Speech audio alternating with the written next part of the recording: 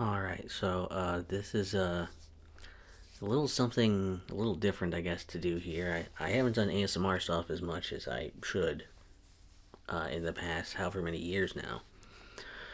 And while I have plans for stuff, time is just a little more finite than it used to be. So I'm doing what I can to just work with that. And this was something I was doing here where I don't know how I'll title this, but basically I went through this whole project here where I wanted to listen to basically, well, I started listening to a bunch of Megadeth again after not really listening to them for years. I used to listen to them when I was younger, and I thought maybe it would be cool to listen to some of these again. And I started listening on YouTube Music, and then I thought, wait, I have CDs. I should just listen to those CDs in my Walkman that I got bought, the replica of my old whatever, the same model of my first Walkman. And I listen to that with nice headphones now, and stuff sounds really good in that. CDs have always sounded really good. It turns out. Did you know? Fun fact. But the um, so then I had the idea. I was like, well, I have a bunch of burned CDs for most of these, so I basically ordered every one of their albums that I didn't already have on an actual CD, and decided to start listening to those. I want to listen to those chronologically, or whatever, in order, and to see how I feel. And so basically, at this point, for this first chunk of me recording stuff here and sharing my thoughts, I'm doing it as an ASMR video because I'm not like an expert. I'm not a musician. I didn't go to school for music or anything. So you're not going to be getting a really great history lesson here or music stuff that you're learning or whatever. It's just me as a real person, you could say. Like my game reviews, but with music. Something I probably know even less about. Um, and I decided, that'll cover my ass a bit here, and I also won't have to be as because it's ASMR, I don't have to be so fast and precise with it. It can be longer, so we'll see how that goes. Hopefully, the light isn't too distracting. I thought this would be a cool looking shot. Will it actually be? Who can say? Um, and so the main thing is I'm going through these albums, and uh, the idea is to go through, listen to these, and also share my thoughts a bit here, and also trying to pick a favorite and least favorite song on each album. I've also got a couple other things we're going to listen to and talk about probably at the end. And at the very end, I'll try to rank all of them.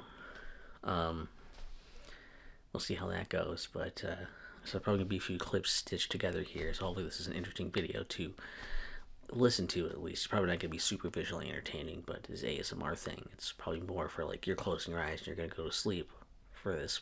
Maybe, probably, maybe. Um, so yeah, there's a couple other things to bring up, but we'll get to those when we do. At this point, I wanted to do this chunk right now as well because this is when I've listened to now all of the stuff that I have heard before, um, at least once. So I figured I'll go through all this and then maybe I'll likely be putting together parts of me doing album by album as I listen to each one. I may listen to them a couple times or something to get a better feel for them, but the other ones I haven't heard yet before, so there's a chunk of new ones that I have to listen to. And the rest of these right here are the ones that I have listened to. I'm at least familiar with them in some capacity from before this, so let's start here. So the first one is the first album with Killing is My Business and Business is Good. Um, I don't have a case anymore, but you see this is my real copy. I don't know if it's gonna pick up on the camera. It might. There's a lot of scratches on it, on the top even. Um, and the first album is uh, is pretty good. Production quality isn't great, but it actually has a really good like raw sound to it.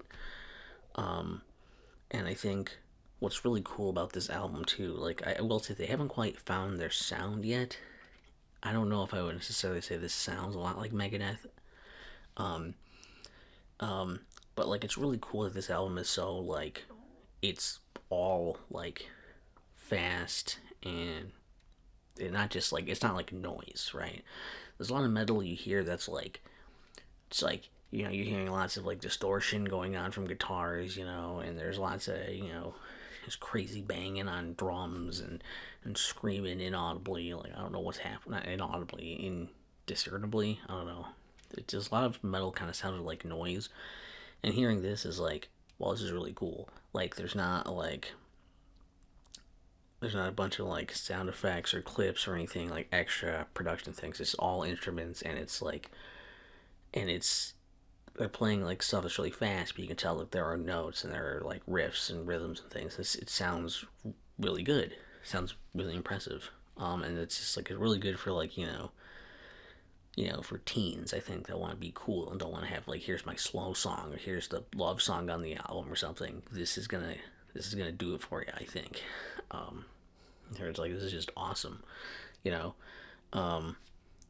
Like, pretty much the whole way through here. So for the favorite song of this one, it was really, really hard to pick because like, a lot of these are just like really good and pretty close together. But I did end up going with the title track, just by like a hair. Because like the different like riffs and stuff and the singing's good, and like I feel like they really nail it. But there's like a lot of good ones on here. As far as the least favorite, it was very easy. It was These Boots. The cover. I don't know why they wanted to cover that song, but they did. And it's not very good. Um, so, so all the things that they did that are theirs are good.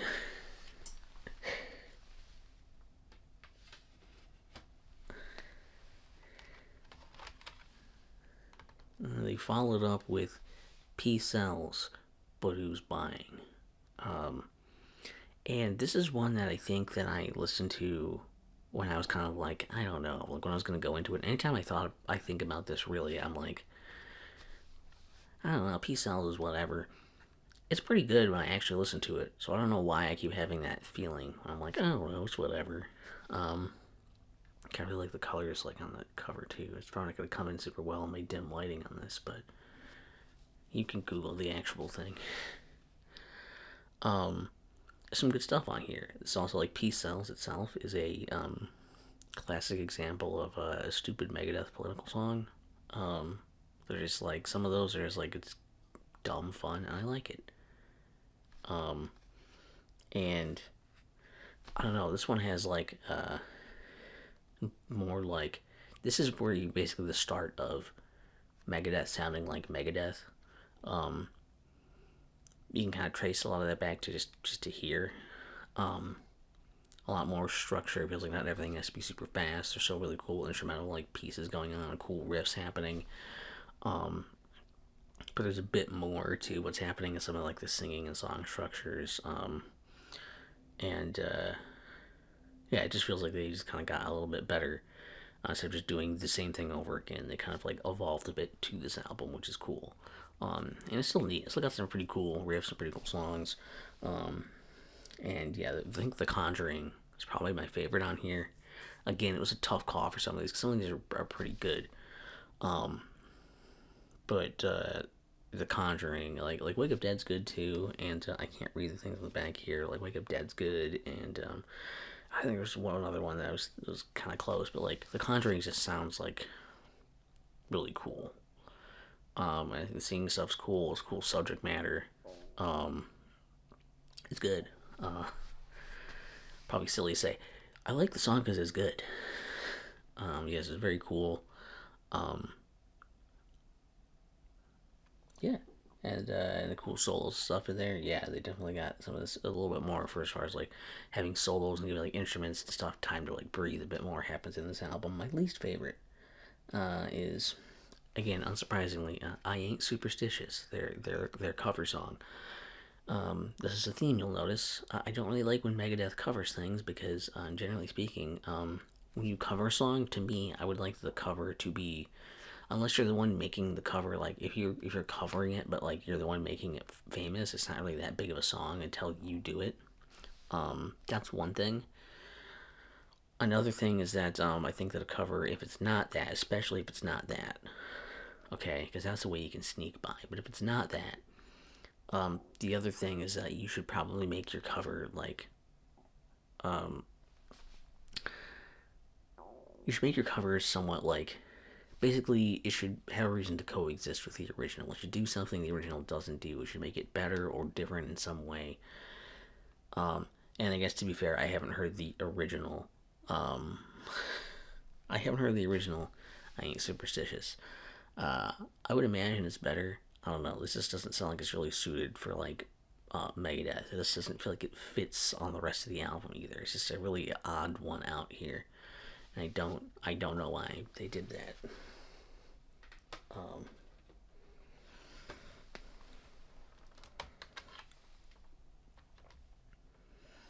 We've got their third album, So Far So Good So What, with their slightly uninspired cover here. Weirdly, this album, though, is their third one. The production quality on here is really weird. Stuff sounds very rough. Um, Especially like Dave's voice sounds like pretty rough in these, and it's like it sounds like they produced it in a strange way. Um, uh, and I guess it ended up working out for some stuff, but not for other things as much. Like it sounds like I wonder what it would be like if it was produced differently. I don't know. Um, it's also a little bit on the short side, but it is like a. I do think it's good. I think it has some pretty strong tracks on here for even though it does feel a bit short. There's some strong tracks on this one, um, and I don't know what to say other than again this is one that kind of grows on me the most because originally every time I look at this I've been like, eh, but then I'm listening to it I'm like okay this is actually pretty good. So I think I like this more again, kind of like Peace Cells too. I think I like these more than I realized. I just needed to listen to them again to be like, oh yeah, I guess I do like those. Some cool stuff. I'm gonna probably get some flack here for not having In My Darkest Hour. I think a lot of people like that one is the best one on here. But I'm talking about my favorite. I I like Set the World Afire a lot. That'd be my favorite.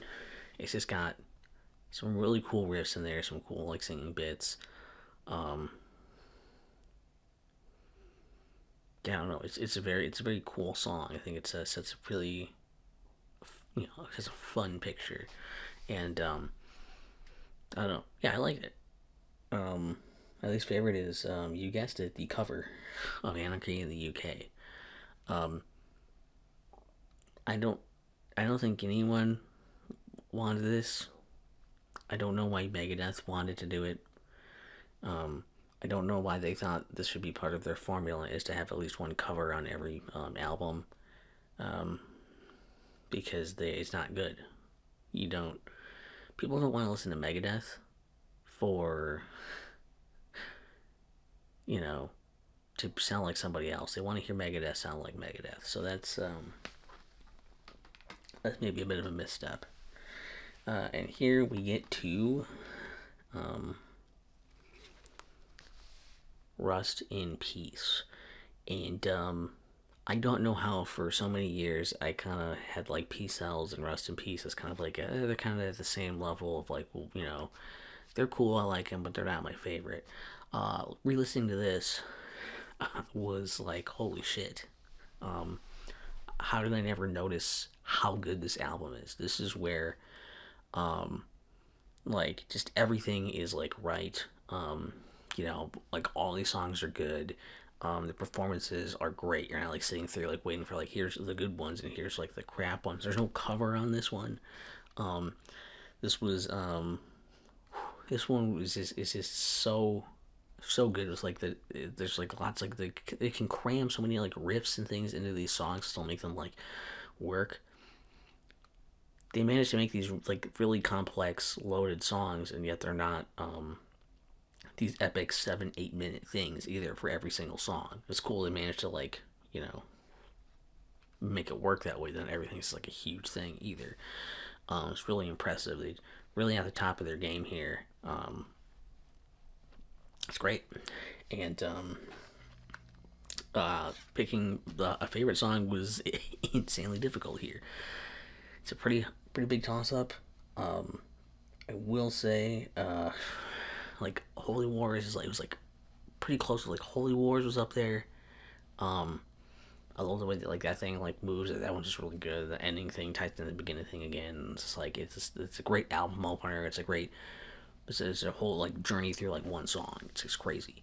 And it's like you finish that song, and you're just like, oh shit, there's more to this album. Oh my god, um, it's great. Um, and like Taking the Prisoners is pretty good too. I don't know, like Handwriting's good. Like everything's good, right? Tornado of Souls won out by a hair. Okay, I'm picking that as my favorite just because I always think of that song whenever I think of the album. I think of that song a lot. It's got lots of cool riffs in it, the way it moves. The singing's still pretty good as well in there. Just I don't know. It's just by a hair does that like win out. And least favorite, I will say they gave me an easy pass here, Dawn Patrol, because that's the only song that's not trying to like rock your balls off on the album. It's almost more like a prelude to like the final song. So like it's still cool. I like the thing they're doing with that. Um, they made that easy. Also, at this point, I want to quickly bring up something as well. As long as we're here, um, with remasters, you can see there's a remaster and remix and remaster thing on here. Basically, a lot of these things have been remastered. So let's just rewind for a second here and just take a moment to look at each of these that I already talked about, and then I'll bring those up for a bit here because there's only so many remasters you have to worry about, I think. So I've only ever heard Killing Is My Business remastered. Um, in this 2001 or 2. I'm sure it says a year on here somewhere.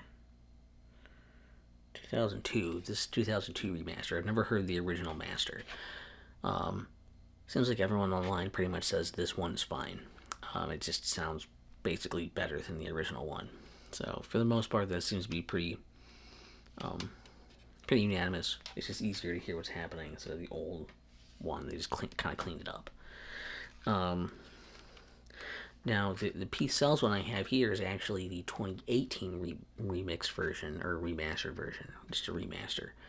So I think this one sounds closer to the original, with the way it's just kind of like a cleaned up the original one. It's not as different as uh,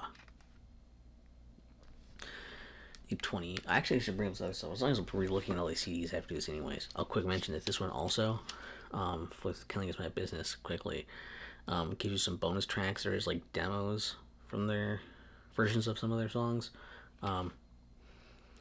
They're not really good, but I guess it's interesting to have them. Funny stories also.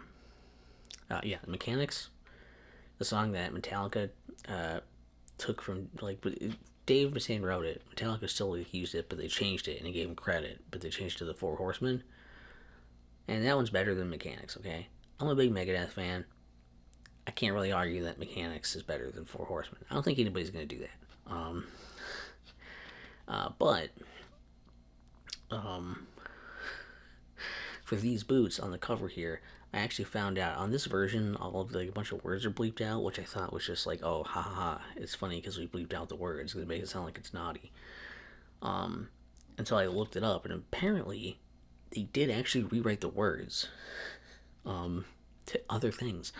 And when that came out, basically Lee Hazelwood eventually found out and was like, oh, I was like, well, at one point it was like, I don't like that. I don't think you should have done that. And if you don't want to get sued, you better take it off the album. So they just censored all the words that they changed. And that's why it's censored. And I think eventually later on, I think they like re-recorded it with, I don't know if it was the words they wrote or just the actual words. I don't know. But I just thought that was really interesting that that's the reason that those beliefs are there. Why they decided to cover it, I still don't really know. So anyways, yeah, the Peace Cells one. This is a 2018 version of this. An anniversary edition for the 25th anniversary. Yes, 25th anniversary. Sorry, I'm recovering from a slight tongue injury, so I'm talking a little strangely for me. This also comes with like a bonus disc of a bunch of basically it's a live set from a show they did in '87 So it basically contains songs from this and Killing Is My Business. It sounds like crap, as you might expect, from just a random live show that they found. It's not really worth listening to a second time, but it does have it. But mostly you want this for the mastering of it, I guess, because it sounds pretty good. I think it sounds like my burnt CD that I have. So that's how I can tell how these are different. Is my burnt CDs are the original versions of these old albums, because that's what they were burned from. Also, finding these CDs might be good because a lot of streaming services have been replacing a lot of the versions here with the redone versions. So far, so good. So what? This is another one where it seems to be generally the opinion is that this sounds better than the original. Which I guess I've never heard the original of this either. To be fair, I've only ever actually had the CD, and if it sounds worse, it's probably not by a ton. I think they also say they added in a horn into the Lungs of Hell. That doesn't really bother me. I thought there was one there anyway, but it must have been something else that was there, or if there was nothing, then I've just never heard the original master. The bonus tracks here are actually pretty lame, also, as they are just Paul Landy mixes of like 4 different songs. So you basically get to repeat a few songs with slightly different mixing. Whoopee. But as far as listening to it, it sounds good. So you don't have to listen to the bonus tracks. I mean, no one's putting a gun to your head, except maybe Vic Rattlehead. See, that was good. It was so good. I even committed. The reason I bring up remixes and remastered thing in the first place is because this fucking thing is an asshole.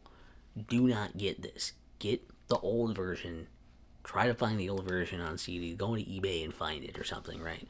Because this, I think, I don't know all the details, but basically from what I can gather, is that part of this project was after Dave Mustaine like injured his hand.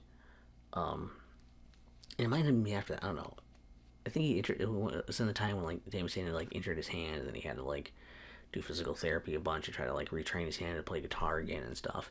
And in part of this time, he was remastering a bunch of the back catalog, and also because the Killing Is My Business remaster did really well, so they decided, well, remaster all of these. So he started remastering all of these. But on, you're listening to Rest in Peace, and you start, and it's like, Holy War sounds fucking great. You're rocking out, and then like Hangar 18 plays, and it's great, and you're rocking out. And Take No Prisoner starts up, and you're like, oh, this is awesome, until the vocals come in, it's like, what the fuck?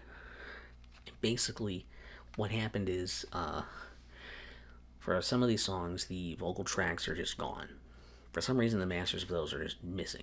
And so Dave Mustaine had to either use alternate stuff, or, like alternate tapes, whatever he could find from old tapes, or he had to, like, just re-sing the vocals. And some of the guitar stuff, I think, was redone as well. But, like, hearing, Dave Mustaine, like, 15 years later, try to sing the exact same way that he sang for these things, it doesn't happen. Unsurprisingly, it doesn't happen. And it's very jarring, and it's very sad. And it almost makes you wonder why bother going through with it, other than he was paid a bunch of money to do it, probably. So, I don't know. So, that aside, yeah, I mean, it's better than not having Rest in Peace. It's not like this sucks. But when you already know what the original album sounds like, it's kind of like watching, Star Wars.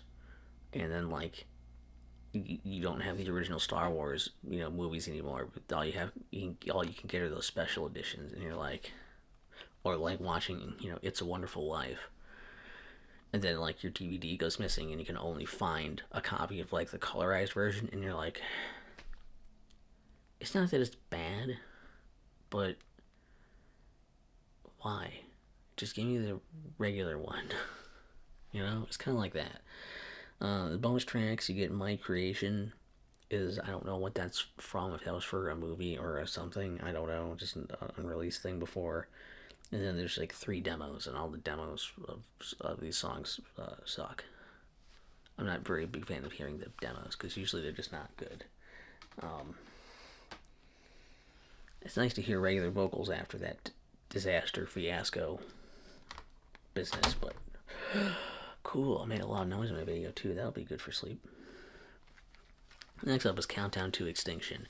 And this is one of the first albums, actually, I think this might be the first album of Megadeth that I actually heard, was Countdown to Extinction. And this one's really cool because it's got, basically I think the vibe here is, it's a little more like clean, it's more produced, it's more simplistic in a lot of stuff, but it's almost more like rock in a way. It's still metal, but it was closer to like, some radio polish and some rock tendencies, that kind of thing.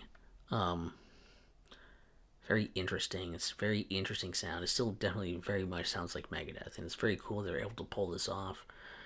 It's also where you see the introduction of a lot of like voice clippy things and whatever being added into songs. I think the singing is very good. I think the song structure is very good. Stuff is very catchy. Um, I think it's another really solid album. I believe this is their best. I think this might be their best like performing album of all the albums as well too. I think it has like the highest like on the charts or whatever. Um, so it's very possible you've already heard stuff from Countdown to Extinction. Um, and for like my favorite song off here, I ended up going with the title track. Again, it was a pretty hard pick between a few things. For Closure of a Dream is like very catchy. I think the singing is very good there. I like the songwriting thing there. I think it's very good. It's just maybe a tad repetitive. Um, I don't know. This album's very good.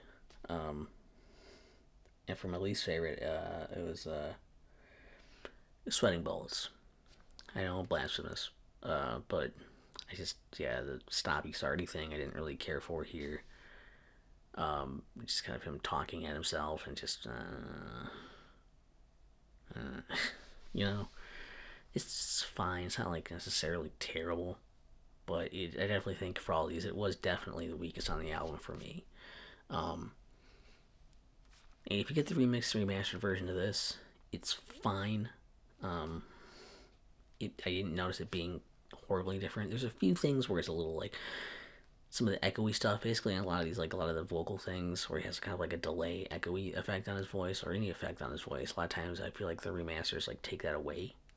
Um, so like on Psychotron, there's like he's like maybe not a mutant. There's like kind of like an echo, so it's like maybe not, and there's not the echo in this version. That's a little distracting, but other than like some of that stuff, it's pretty much safe. I think you'd be fine listening to this. It doesn't like ruin it or anything. And for bonus tracks, there's Crown of Worms, which I don't know what that's from. This wasn't really that good either. It's My Creations one. The other one might have been the Bride of Frankenstein song. That was like barely a song. I think that was in a movie. I don't know if Crown of Worms was actually in a movie or not. It's slightly better, but it's also very short and weird. And then you just got, again, 3 demos of songs from the album that suck. I don't know why. I guess it's a way to pad out the album and be like, see, if you already have the original, but here you get to hear more that you don't really want to hear, but it's there because you can. Then they moved to Youthanasia, where they kind of lean more into this idea of like, let's keep it more simple, more clean, and radio-y, more rock-y. Again, I think this is pretty good. It's not as good as Countdown to Extinction, I don't think. I think they probably were a little more experimental in this album. Some of the stuff they're willing to play around a bit more with some of like the styles and sounds of things and structures. And probably a bit more hit and miss. It depends on who you ask on this one, I think, as well. But I still think it's a pretty solid album. There's not as many like the song is awesome things or anything like that, but there's still some pretty good ones, pretty catchy stuff, and there's definitely some memorable songs here, especially if you listen to this more than once. I think a lot of them will stick pretty well. Some nice earworms in here. So like for a favorite, this was kind of hard because a lot of them are kind of like, again, similar levels. It's very like stable in a lot of ways for a lot of songs. So I would go with Elysian Fields. It's just kind of, idea is kind of cool of like, fighting and then like, mostly because I talk about swords and shields, so I imagine people going and like fighting and stuff and whatever, and then the imagery that it conjured in my head sounded cool, like looked cool, and it's a catchy song. And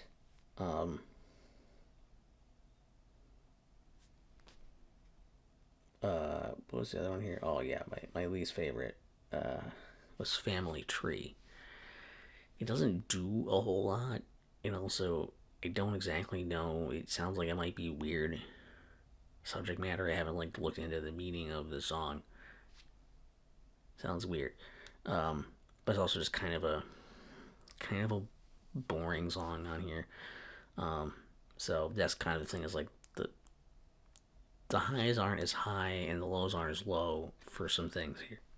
Like nothing on here I don't think is as bad as like some of those stupid covers or whatever, but none of the highs are anywhere near like the best songs in those other albums. So um, it's solid, but it's not like gonna blow you away. Um, and it's I will say I think this is probably where again we're still in the era of like Dave Mustaine is singing like really well, like Countdown to Extinction in here. I mean like he does well on for what you're doing with Rest in Peace. He's actually singing well and whatever. Like it's like he's singing like very well on these. I think. I think you know good vocals here, good good form. Bonus tracks here we've got Millennium of the Blind. I'm gonna be honest with you. It was not that long ago that I just heard that. I don't remember how that goes. I don't remember if it's good or not. There's also a New World Order, a demo for that. I don't know, and like an Absolution instrumental, which is never released, which I think got turned into something later. This says it's a demo, so I don't know if they knew they were gonna make this into a song. As far as I know, this one thing isn't a song until like way later. So I don't know how that falls into things either, because this was from 2004. Um, and then they have a demo of a Toot Lamont, which is bad. It's a bad demo. Um, you're probably surprised I didn't pick that one as my favorite one either. I mean, it's good. It is good, but I understand if you're mad that I didn't pick that. I understand that probably may arguably be the best song on the album. Um, and this version, again, is like, it's okay. The original is still better because, again, a lot of the vocal effects, I think, are more apparent. Not having the delay kind of echoey effect on the voice definitely makes some of these songs sound a little bit weaker in spots, but it's still listenable in this version. Um,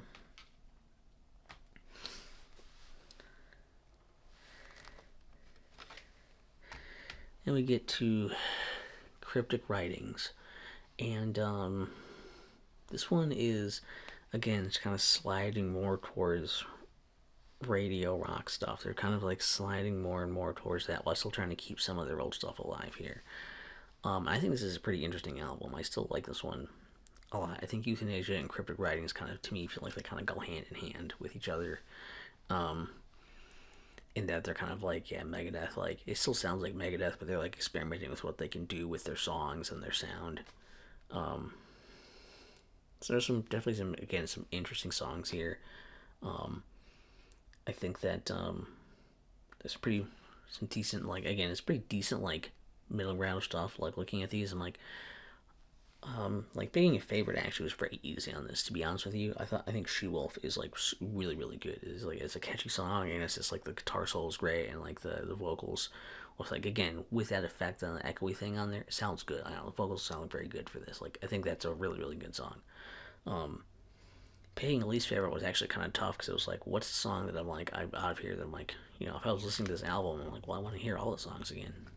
Um, but I ended up going with FFF.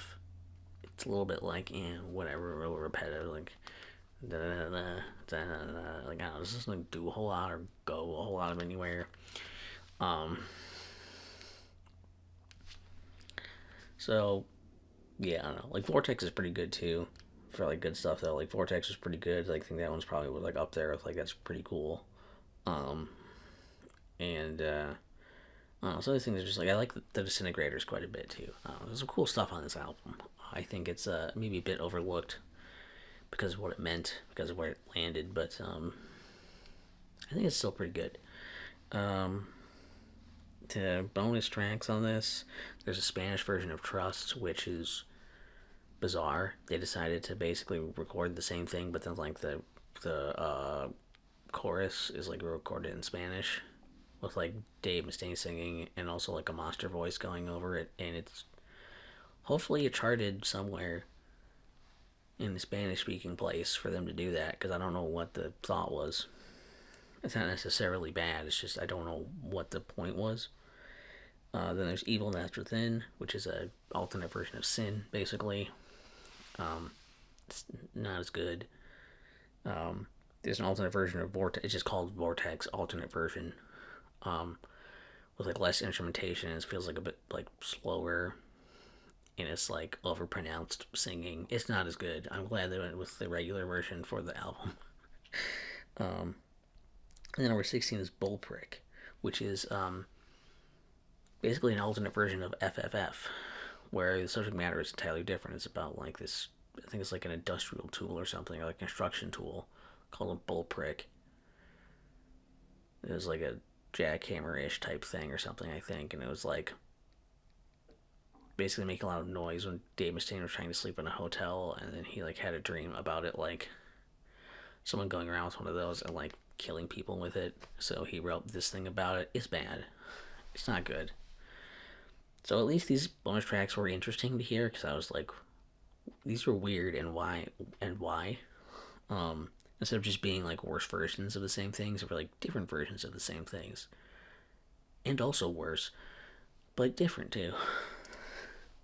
And again, yeah, the remastered version, messing with the vocal things irks me here more so than some of the other two, I guess, just because, again, Shoe Wolf had the cool thing where it's like the thing at the end of like basically the vocals on Shoe Wolf, there's a lot of like the yells there, like had more power with like the echoey thing going on them, and there's some of the things just sound weird without the vocal effects on them. It sounds kind of like empty. I definitely think those helped. I think that was a good crush to have. Then we get to the point where I don't think remasters matter anymore, because I don't think, I mean, this is Risk. I believe this is the remastered version. I think people said this is fine as well. And I don't know that anything matters for the rest of these, because the rest of them basically aren't remastered. Risk was where they went full radio. And they're like, let's just make songs that are going to be good for the radio. It'll be a risk, because people might hate it. But it might really pay off for us, and we get like a number one hit. And they didn't. And so, that's happened sometimes. When you take a risk, you will fail. That's why it's a risk. This is like has been pretty unanimously called like the worst Megadeth album for quite a while. It's not that good. I love Megadeth. This is like, there's a couple songs in here that I'm like, those are good. There's definitely some songs in here I'm like, there were multiple songs in consideration for like, what is the worst song on here?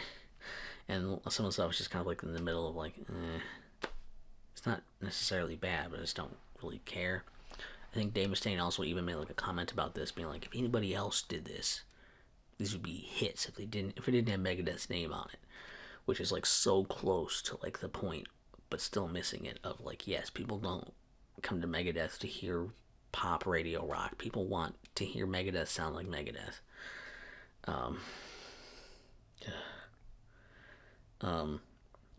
So it's not as bad as I thought when I was younger. It's still not very good. Definitely still very, very the weakest of all of these so far, right? So like, for example, the strongest song on here I think is the opener, Insomnia, which is kind of cool. It's kind of different. I like that song. But then like, you're kind of like, okay, cool. We're gonna have a kind of like, Megadeth doing some different stuff. That's cool. That'll be cool. And like, it sets you up with this like false sense of security when the rest of the album's like, it's like Prince of Darkness. You're like, oh, this is neat. I like this. And then it just kind of like starts to fall off. I wanted to be fair also for least favorite. I did put Enter the Arena technically, because it is its own track, but it's really just like a few seconds, whatever, like 40-second thing of like an intro to Crush 'Em, which is pretty bland in itself. But I'll Be There is the one I picked for the actual full song thing that I would say is my least favorite here, where it's just like, I mean, Crush 'Em is like at least catchy, right? It's dumb. But is there something to it? I'll be there as like maybe they're trying to do like a love song. I believe there's also the line partway in there of that song where it's like, "In my hour of need, you were there." That line's funny to hear. It's not good. Um, but it's funny to hear. Hey, could you drive that away further so it's not on my mic? I'm sure it picked up if my talking is. And yeah, it's just like I don't have enough weird noises happening. Um, and so yeah, it's just a very like overly long and boring and just not very good love song thing. And yeah, if you're looking for one to skip, Risk. I don't even know if I ever. What's weird is I don't even remember having the case for this thing. I'm sure I did. I have the actual CD, so I must have had the case, but I don't even remember what the case would look like. It doesn't look familiar when I see the art of it online. So after that, Megadeth was like, "All right, so we're gonna go back to our roots. You know, we're gonna go back to we're gonna course correct, go back to our roots. The world needs a hero. What a wonderful cover. So inspired. And this one actually, I mean, they do. It sounds kind of like almost like if they kind of just like kept going on this trajectory. I guess it sounds maybe like not maybe not quite if they had just not done Risk and kept going. Would they have sounded like this? I don't know. It definitely sounds like they're trying to be back more towards what that people expect when they're thinking of Megadeth. Um, and it's fine. I understand that a lot of people don't like this. It's fine. Um, uh, I mean, I like it. Probably partly nostalgia, and because it sounds like Megadeth stuff.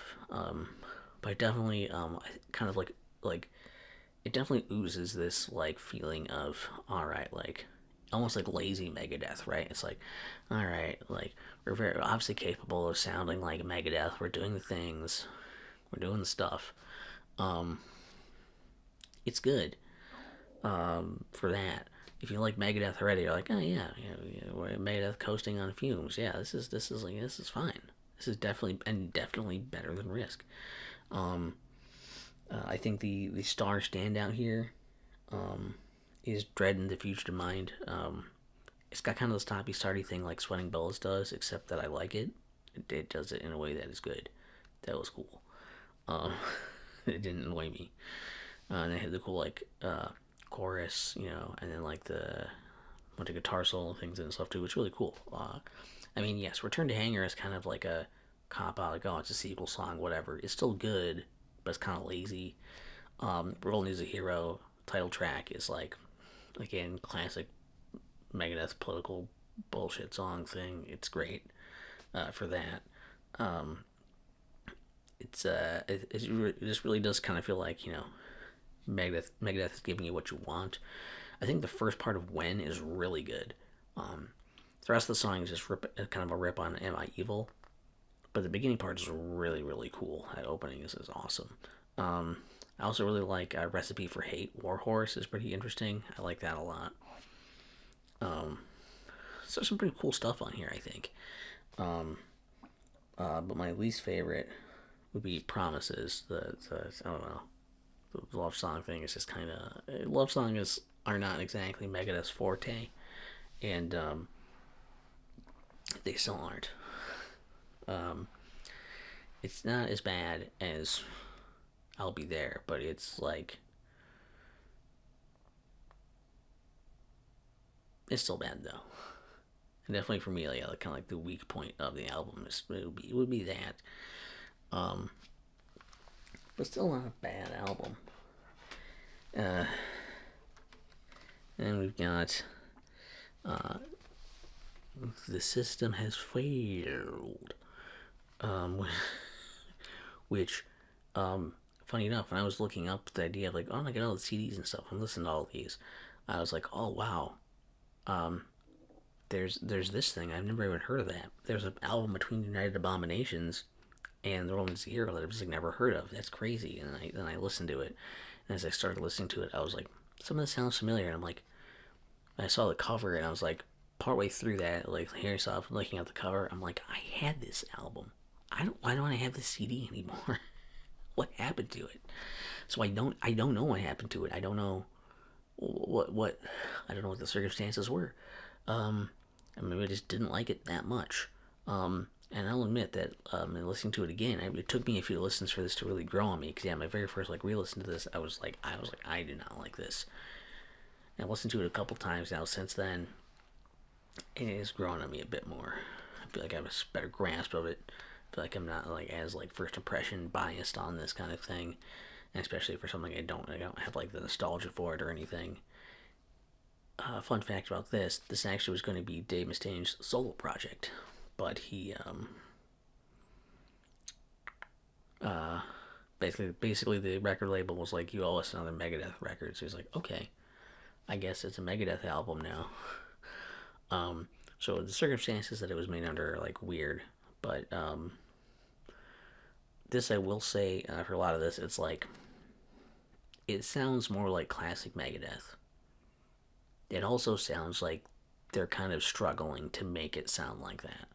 Um, in opposition to like Rolling as a Hero was like very lazily but handily sounding like Megadeth. Here it's like, okay, we're definitely trying very hard, but it's just hard to keep sounding like Megadeth here. So it's kind of interesting to look at. So this is part two of Megadeth's coming, back to roots, and I think the hardest part about this is I think the guitar works pretty good. There's some really cool riffs. The actual like music and like parts of this actually do sound more like classic Megadeth. So I understand why people praise this a little bit more highly, but the vocals are just rough on a lot of this. It feels like just I don't know if it's like just actually how he sounded, but it sounds like it's like overproduced or something, like a weird filter or something going on with Dave Mustaine's voice, and it's like it doesn't sound very good. And so a lot of it sounds like it's just a lot of this kind of feels like trying too hard a little bit, I guess, to sound like Megadeth. But it's admirable.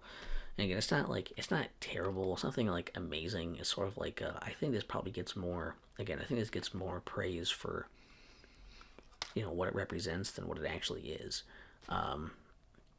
And so picking a favorite here was actually pretty tough too, because there's like no like super easy standout things. There's a couple of songs where I was like, these are pretty good.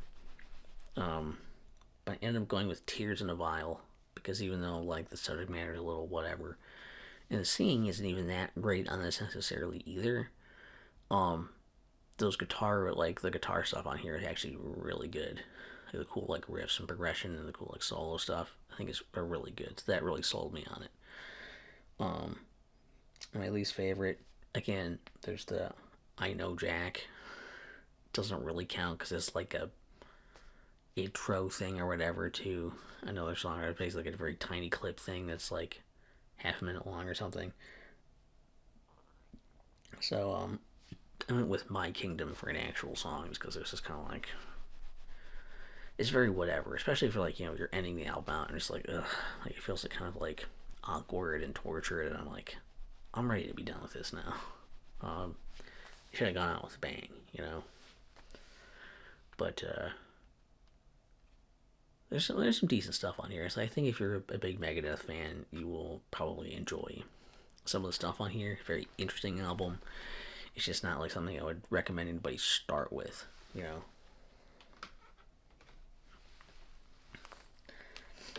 And then the last of the ones that I heard before is United Abominations. I guess I don't have the case anymore for some reason for that either. I think I got rid of all my CD cases at some point. That might be why. And this one is basically part 3 of Megadeth. Megadeth is back to roots, and this time it actually delivers. I think.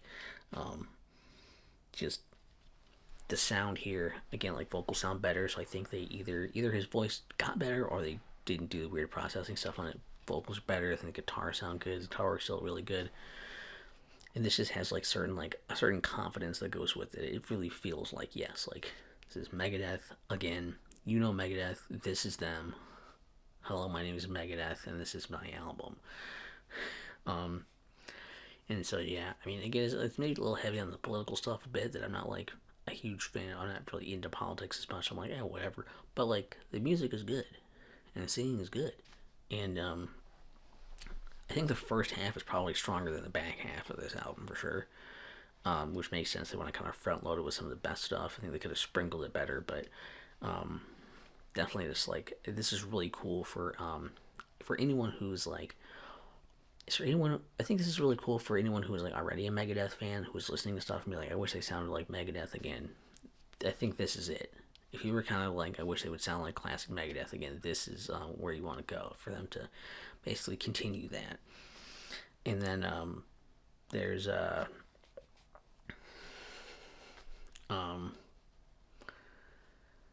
like if somebody just started with this album, I think it also wouldn't be that bad either. Like it's not their best, but it's not bad, and it gives you an idea of what Megadeth is. I think this is probably, I guess, especially for something more modern, particularly when it came out. Yeah. So my favorite song on here is easily "Washington Is Next." Um, just really cool. It's really hard to argue with the guitar work there. It just sounds like there's really cool like riffs and then some like nice solos on top of there. And again, a silly Megadeth political thing. It's great. Washington is next. Like it sounds hilarious. But it's awesome. It's great. It is Megadeth. It's excellent. And for least favorite, I was kind of torn on this one too because part of me wants to say, "A Tout Le Monde" was like set me free. This basically them recording that same song over again, but with person I don't know who's guest starring this on the thing with him. I think I would rather just have the other person sing the whole thing while they do the music. Would it maybe went off better? Or I don't know why Megadeth wants to. I don't like Megadeth covering stuff most of the time, anyways. I don't. I don't really know why Megadeth wants to cover themselves and do a song that already was good. There wasn't like no. There was no reason to like. No one was like, the song would be really good if they just did it again, way later. No, no one's begging for like, man, I really wish they would re-record "Stairway to Heaven" and have a guest singer on it. Something like this is like, why would you like redo it? I don't know. It's silly. Um, so part of me wants to say that, but at the same time, it's not like that's bad. That's kind of just like more like annoyed that they would do something so silly and like unnecessary. So if that doesn't count, then I would probably go with "Play for Blood" because it's like it's kind of a nothing. You kind of listen to it and like it's a song, and I'm waiting for it to get good, and then it just doesn't really get good. At least some of the other songs near the end of the album, kind of still have some other cool bits about them. This is very much like I don't. It's like not much of anything there. So there's that, and that concludes all of those albums. And I will say that I've been looking at I've been looking at a lot of rankings out of curiosity, of what other people think.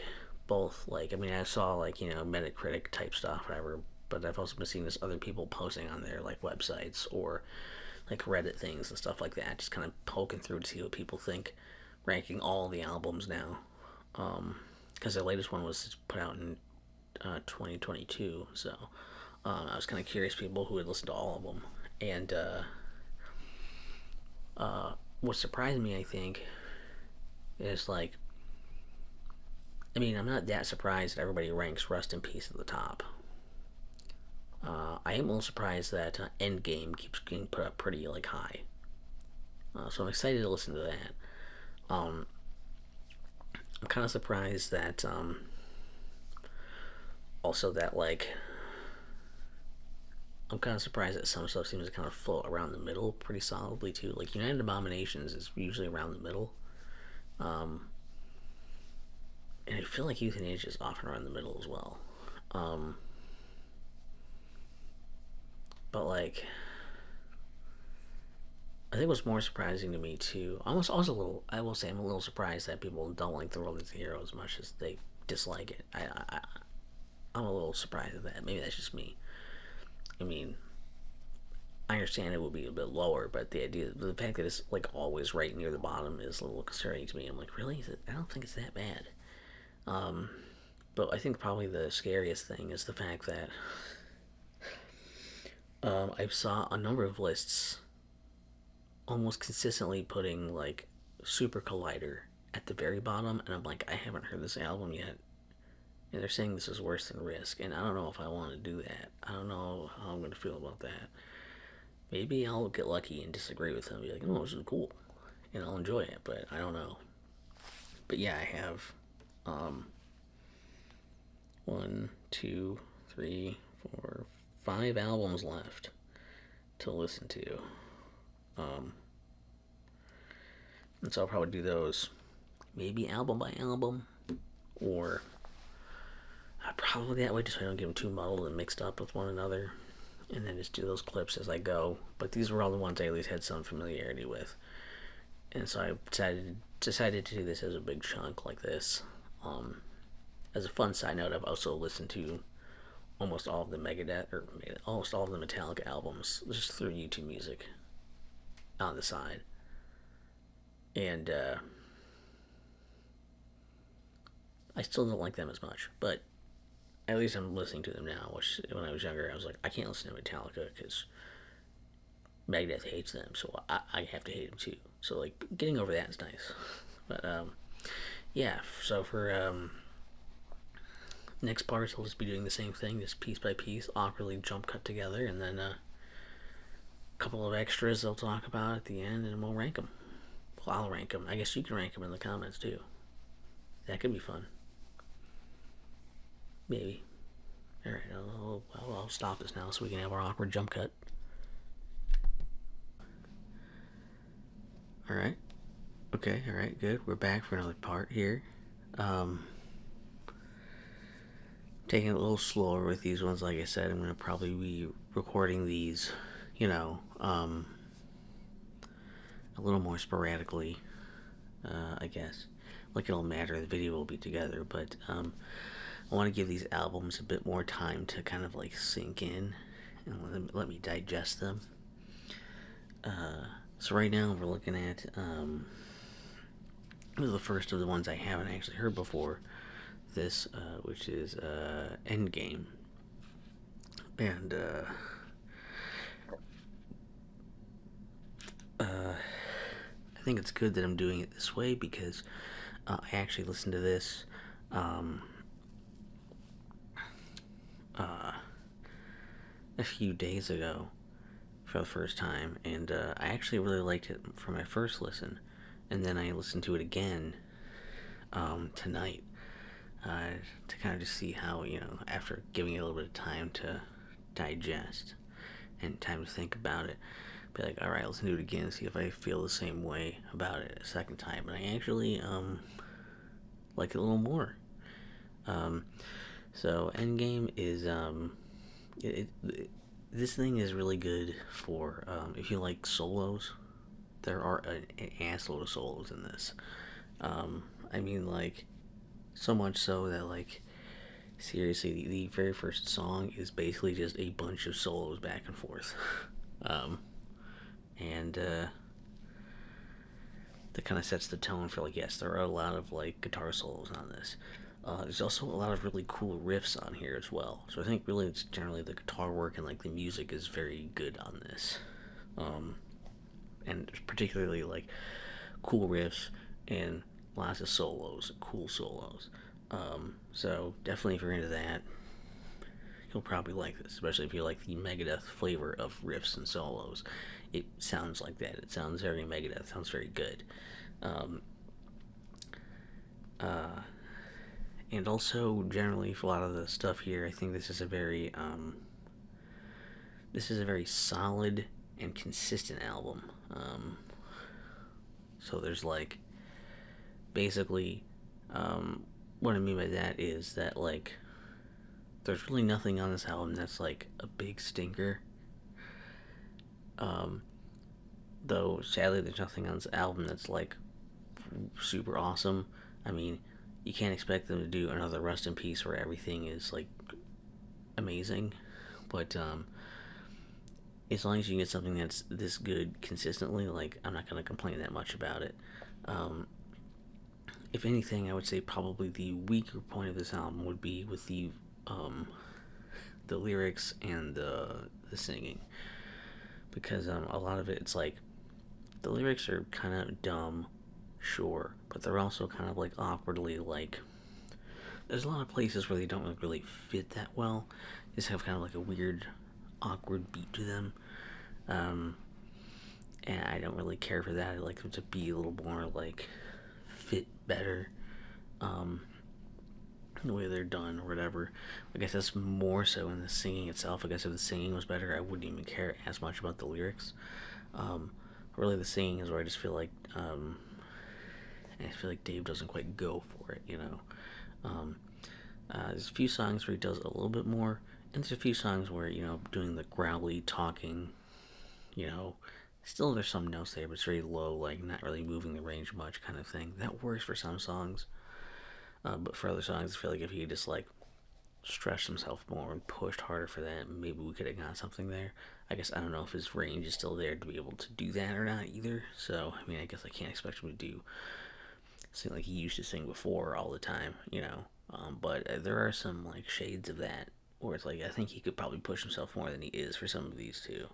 Um, and then I think because this was so I do still have, I'll take on my notes just to make sure I get these right. Yeah.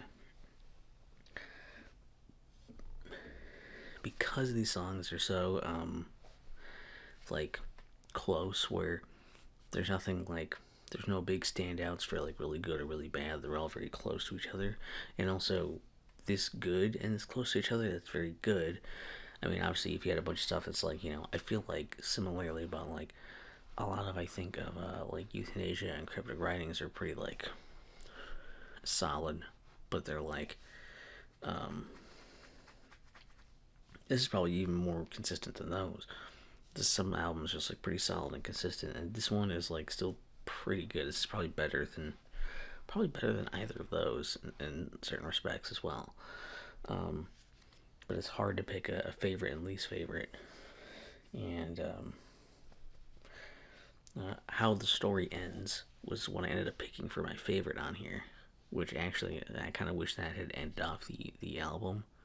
Um, it would have been a pretty good one, not only because my favorite on there, but just because it has the ending in the title and the way it goes out. I think it would have ended the album in a bang that way. I think I also partly like that one because, I mean, again, while everything has really good guitar solo stuff, I feel like there's a little more melody in some of the singing here, and also he goes for it a little bit more on this one. So there's probably that one was raised up like just a little bit above the rest of the tracks.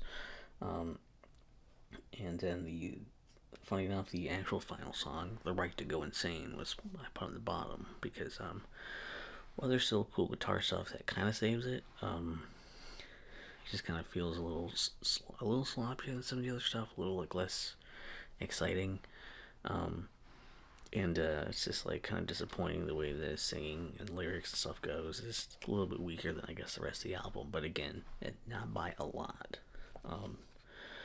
Also, this is a 2019 remaster of the thing, so I don't know if it's significantly different. I haven't heard anyone mention this being a bad edition of it. I just did notice there's a typo on the back. I don't know if my camera's going to show that very well. Well, not from that angle. Can I get that to even show up on there? Oh, you can see the songs on there, right? If I do that, yeah.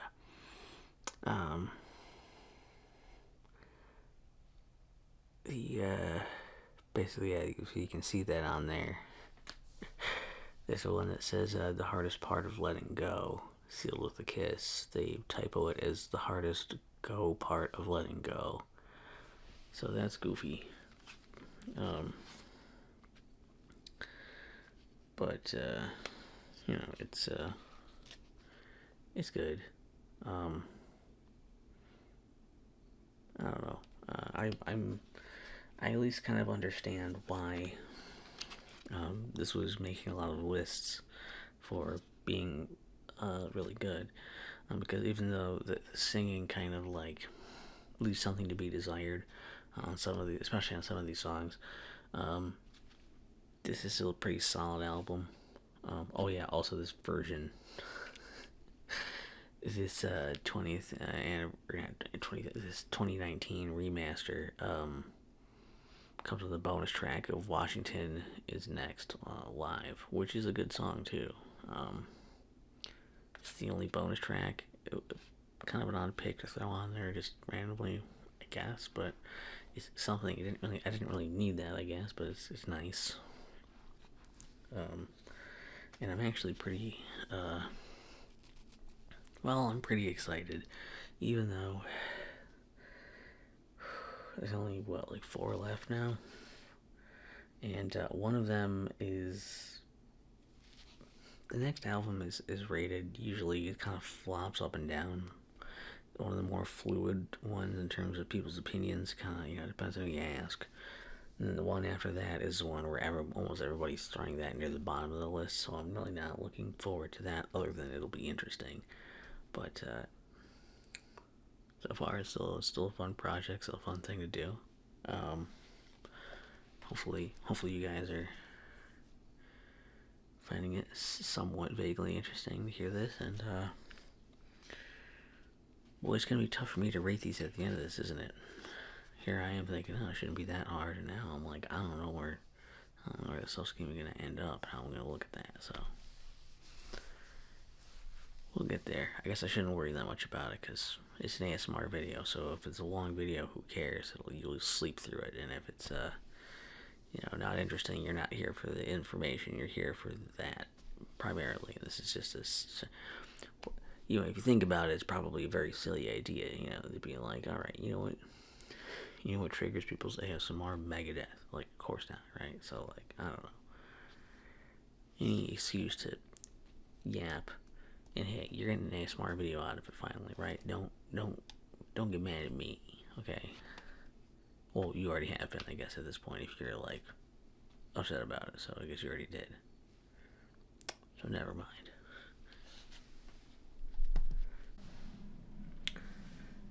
All right, so now we are on to the album 13,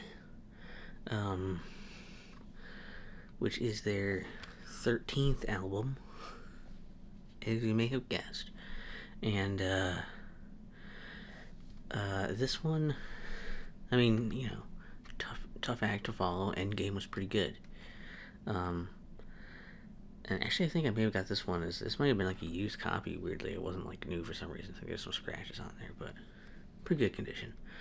Actually, you know what? No, that's a lie. It was wrapped. So if it was used, they rewrapped it. Anyways, the important part. What about it? So this one is kind of interesting because it is like partly like new stuff and partly old stuff. A number of these songs are just like finished up versions of stuff that they had been working on like previously, like Dave Mustaine had worked on basically throughout the years of doing Megadeth stuff. And some of these showed up as like demos on those other like remaster things. Like, which ones did I see? Like New World Order, Millennium of the Blind. I know for sure both of those. I think probably some more too, but both of those for sure. I know. Like I remember seeing like there was a demo thing, and I will say the finished versions of these are much better than their demos. So that's good. I think that like overall this album is it's interesting. It's definitely more diverse than Endgame. I think that it's kind of similar in the sense of like it's similar in the sense that it's still a pretty solid and consistent album, but I feel like it's not quite as consistent, nor is it as good as Endgame. I think that there's also like a bigger disparity between like the stuff that's good and the stuff that's bad.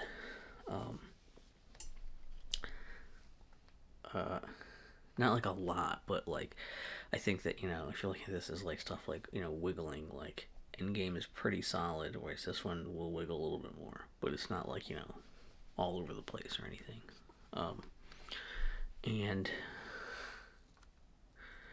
uh, I mean, I think that yeah, like having some other like songs that are like different from each other and having it be more interesting, I think is probably uh, is good, and it kind of makes sense if you wrote all these at different times and whatever. It makes sense that they're not all gonna sound like they belong together. Um, and the big praise I want to give this on is that on this album they decided to, or like they decided to, on this album.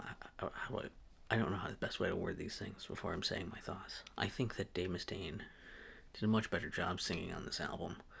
Um, he's obviously not, at his peak anymore for singing stuff, but I think he has done a very good job here. There's a lot more like, you know, he's using his range of singing a bit more here. I think that he's getting out of more out of the ability to hit some higher notes, to have more melodic singing, while still having stuff that's like growly or like roaring kind of like stuff in there, and like lower voice stuff too. I think he plays with his range a lot better here, and the voice is like probably some of the mixing mastering stuff that his voice is a bit more prominent in the mix to actually hear. The downside is that I feel like the riffs and solos on this are weaker than Endgame, and I think if you could just kind of combine the awesome like riffs and solos from Endgame with the singing from here, you'd have like a really really awesome album. Um, as far as like for like song and stuff too, like for favorites on this one, it was a little tough to pick. I almost went with New World Order because the word there is just very interesting.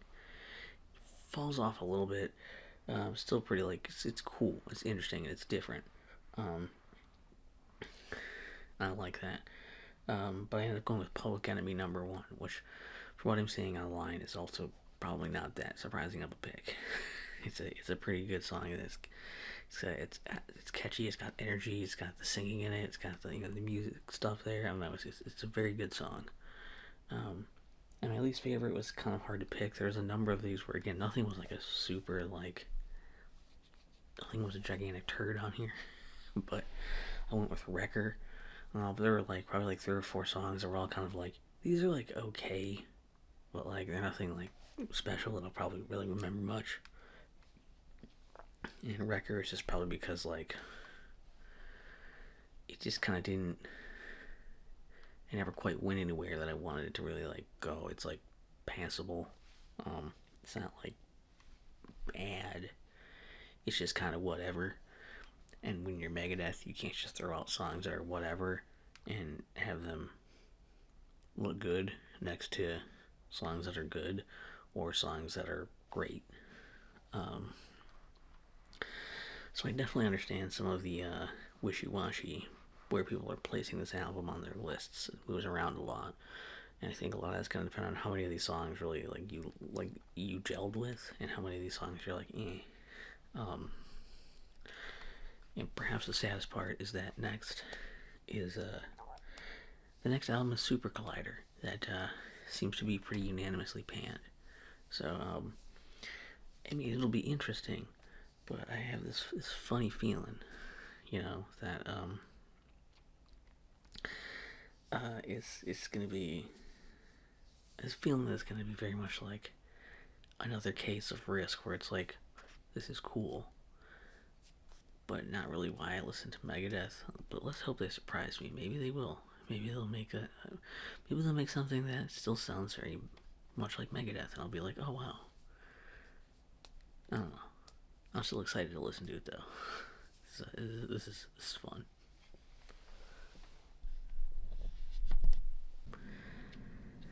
All right. So we're here. We're with Super Collider. Get used to it. I've just listened to this. Confusingly, this came out in 2013. But it is not 13. the album 13 came out in 2011. What's with that? Um, but anyway, other than that, so this was the one that I was afraid of because everyone was like, wow, this is awful. This is so much worse. Well, not so much worse. There's kind of a debate of what's worse, this or Risk. That seems to be at the bottom of the list always, is these two, you know. Depends on who you ask, but they're pretty much always on the bottom.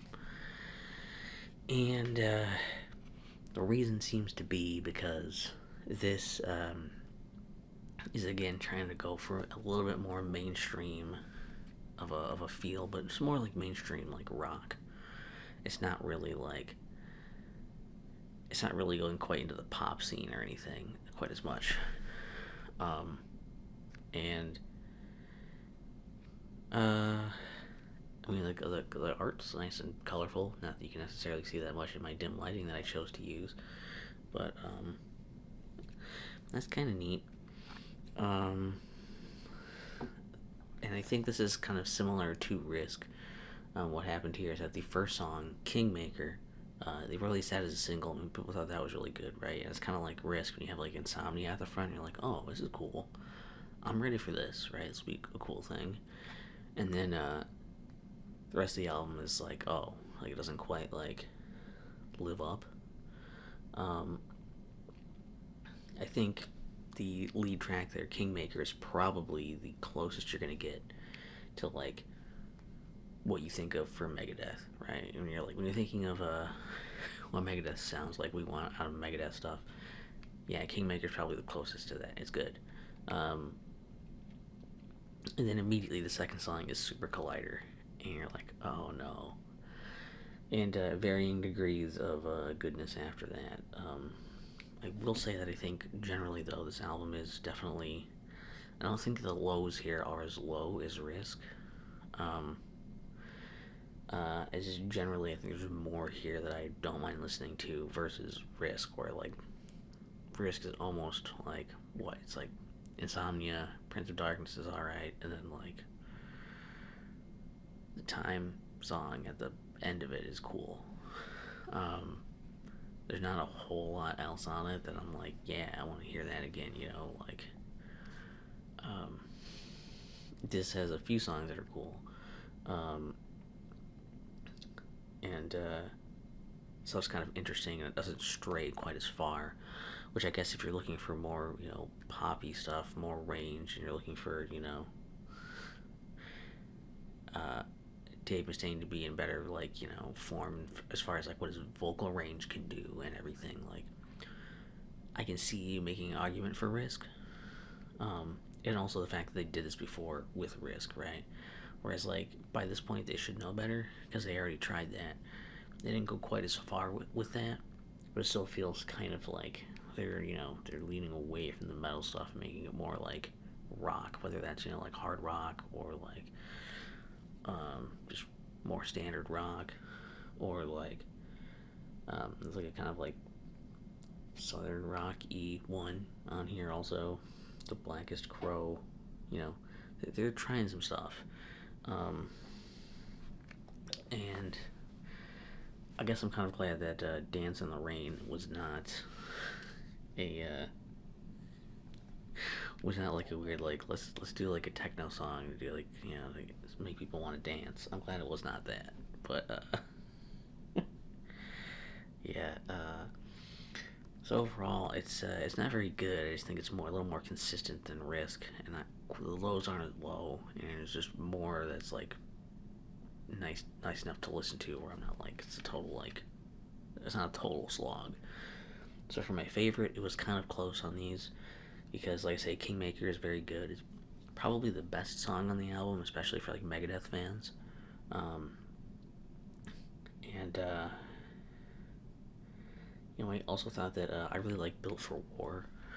Also,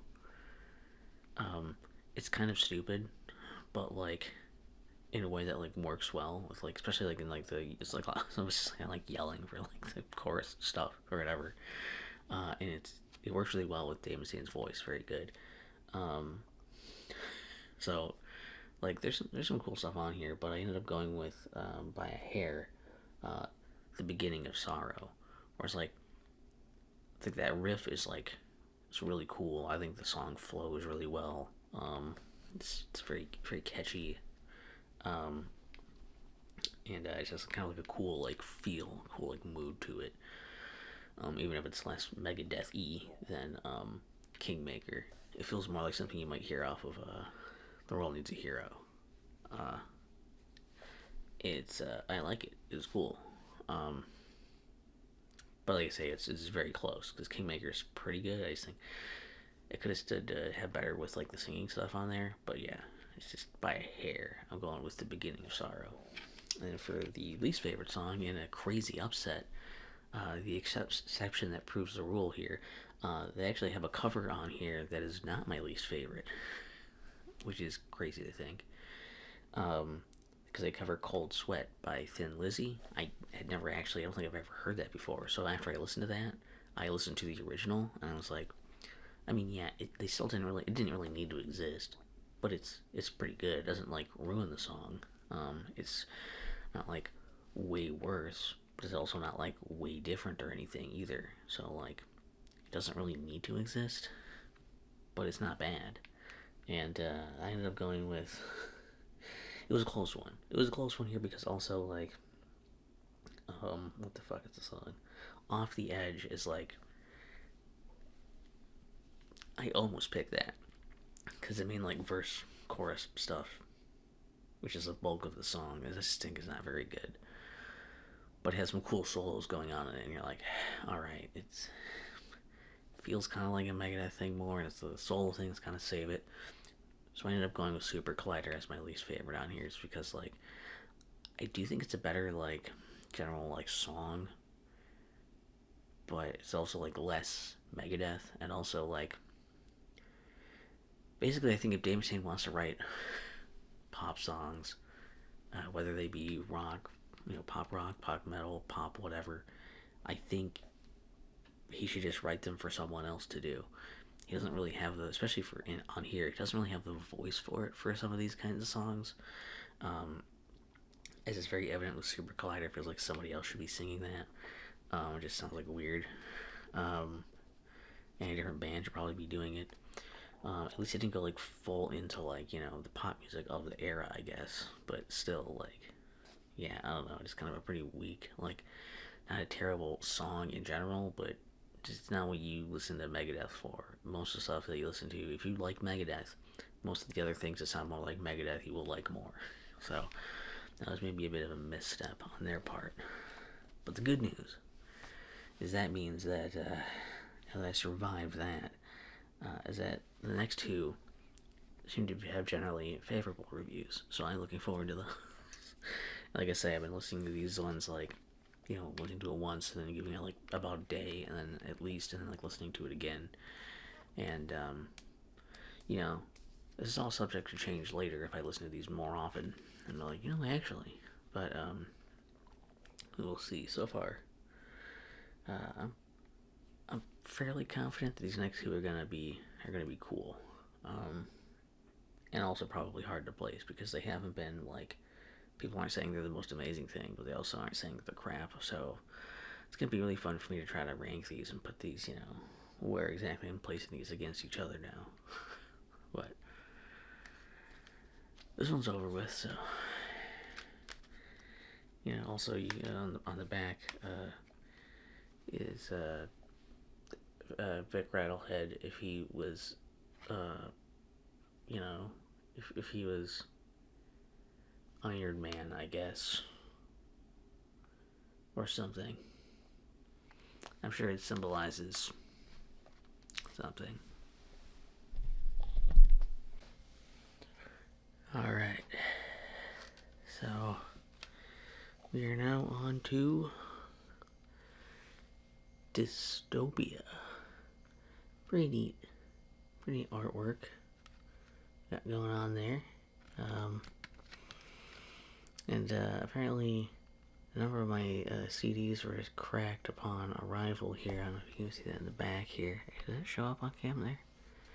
It's pretty noticeable in person. Oh, there you can see it. The light hits it there. Big old crack on there.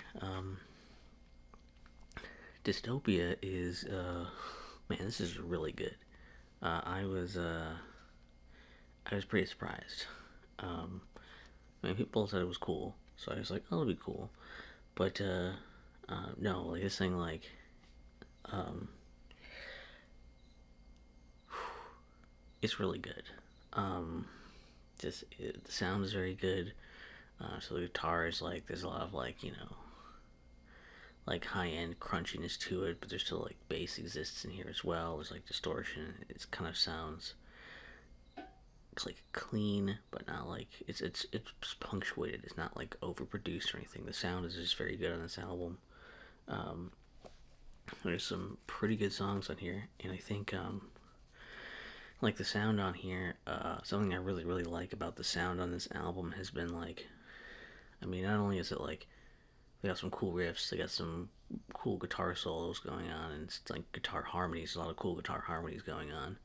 Um, there's also like then the singing is like there's some more melodic parts to some of the singing as well as like the growliness and the shouting and the talk things. Like there's like some good like dynamics on this bit of a range here that I wasn't quite expecting.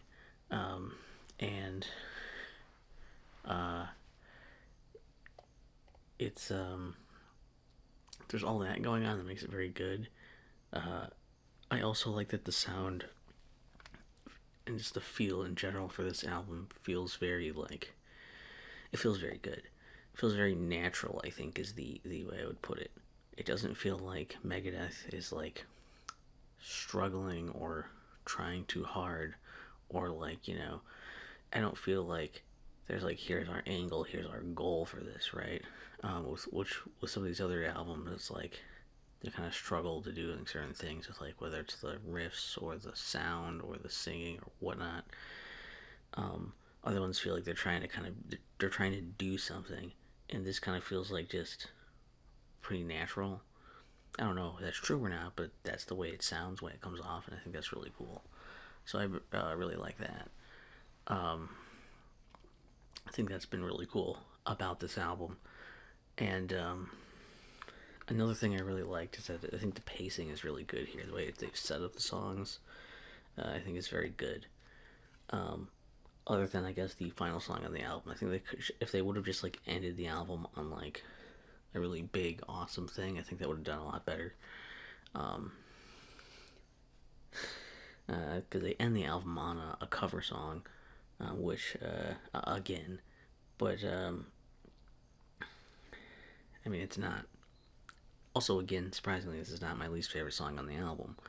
For this cover song, they do "Foreign Policy," which I guess is originally done by Fear. I never really listened to them, so I guess I didn't know that at first. I first heard it and just thought it was theirs. But no, that's a cover. So I listened to the original after listening to this, and I was like, oh, I guess I do kind of like this one better, but it doesn't really. Again, you don't really need that. Um, it does just kind of sound.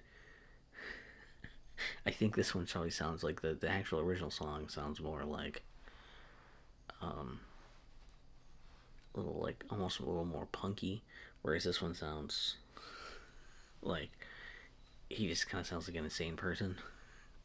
Which and it's funny. It's kind of like you're sent into madness by the end of this, I guess. But I think having like a really good like album closer would have been like probably a little bit better than this. But it's still a very strong, very good album. There's some really good stuff on here, um, and like special note to things like I think the Emperor is like it's fun. It's like kind of a funny, silly song. Um, a bit of that where like the lyrics kind of seem to be trying a bit hard here to be like make like remarks and whatever, and like the music in it is good. It's just it's good. It's very catchy. It's a very fun song. I like that one. Um, and uh, Conquer or Die is like an instrumental one, and like it sounds a lot like it kind of just sounds like Castlevania like music almost. Is pretty awesome. Also, I really like that one. I was listening to that, and I kind of hoped that would be its own thing. And like I say, like the flow of the album is very good. Like there's like the song after, like before that, or whatever, ends in like the it has what Poisonous Shadows ends in like the piano bits and like kind of quieter thing, and then that one starts with like acoustic guitar and then like adds in stuff after that. So I think I don't know, like there's like a pretty good like flow of like things and like energy and like the way it moves. I think is very good. So I think they paced the album very well. Um, and um, there's also, I think there's kind of a thing you have to do here too, where you can't take the political stuff too seriously on this. I think if you come into it with that and be like, all right, so some of the political themes you're gonna throw out here are gonna be kind of silly, whatever. You just listen or whatever to like think of it as like he's building like his here's our painting a picture of this world or whatever. Like I don't know, take it with like as like a fictional thing or like just kind of don't take it too seriously. I think the stuff's fun. Um, I wouldn't read. I wouldn't look to Megadeth for good political commentary necessarily. It's more so just making for you know some goofy lyrics and have fun with that. Um, so for my favorite song on the album, I probably it was a tough call because some of these are good and like it's a pretty like surprisingly solid album with this. I ended up going with the title track Dystopia because like the guitar harmonies on the solos there um, really sold it for me. I'm kind of a sucker for some of those guitar harmonies, so like there's some cool songs that do that in multiple different ways, and that's one of them. And I, yeah, ended up really liking that. So like that won out by a hair. Like I said, Conquer or Die is like the instrumental thing. That's like it was very high up on there. Um, and my least favorite was Poisonous Shadows. I think it's because it's not like horrible or anything. It's not like wow, this is super bad, but like it's definitely very easily the weakest one on here. Just I don't like the chorusy stuff on it is like whatever. Like the main riff things are kind of whatever. It just doesn't go a lot of like really interesting places. It's a very whatever song, and I think if you had it on a weaker album, it would be like more passable. But when everything else on here is so much stronger around it, it does kind of lag behind the rest of it. I think. But overall, I think this album, yes, is really really good. I think it's gonna be really tough to place this because like even right now, I'm still trying to kind of hem and haw in my head. Where am I placing this against like Endgame? Is this like slightly better or slightly worse, and why? And it's like that's pretty high praise. This is way better than I thought it was gonna be. I thought it was gonna be like a few cool songs on here and some whatever, and it was mostly cool songs on here. So yes, really really good. Like and again, having like a good like album full of stuff, that's awesome to have. You know at this late in their career, you think that you'd be like, here's a couple songs here there you're trying to live off of. You don't really expect them to just release a whole album where you're like, wow, I could just put the album in and listen to it. It's pretty good. Um, and it gets me pretty excited for, I mean, the final album, the newest one, for right now. I assume they're working on more, but there hasn't been any real announcement of like, here's stuff, we're recording anything or like we're done or anything like that. However, like, I think they just expressed the interest of doing more, and that's so we're getting there. We have one more, the most recent one, so we're almost there to the end of me rambling about stuff. But it's an ASMR video, so by this point, this late in the video, you're probably already asleep anyway, right? You're already relaxed, already whatever. I've been doing this at night now, and I guess now that I have my window open right now, you can probably also hear the insanely loud cricket. It's not inside. It's just the crickets like to hang out like there's at least one that likes to hang out like right outside my window. It sounds like, and I can't. I don't know. It won't go away when the window is like shut and everything. It's just like I can still hear it very loudly, but it's not inside. And it's like. Fun stuff. Hopefully it's not too distracting. Especially now that I pointed it out. That was probably a good idea.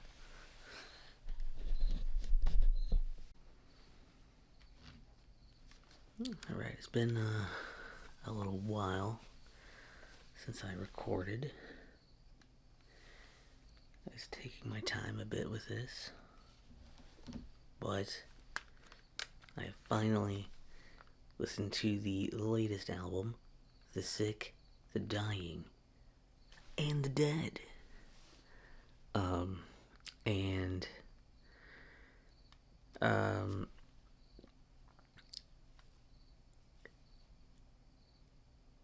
it is surprisingly good for... I mean, this came out in 2022, so right now this is the newest album. I'm recording this in 2024.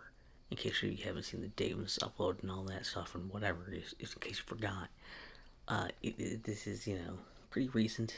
They don't have another one out yet. And this one definitely surprised me.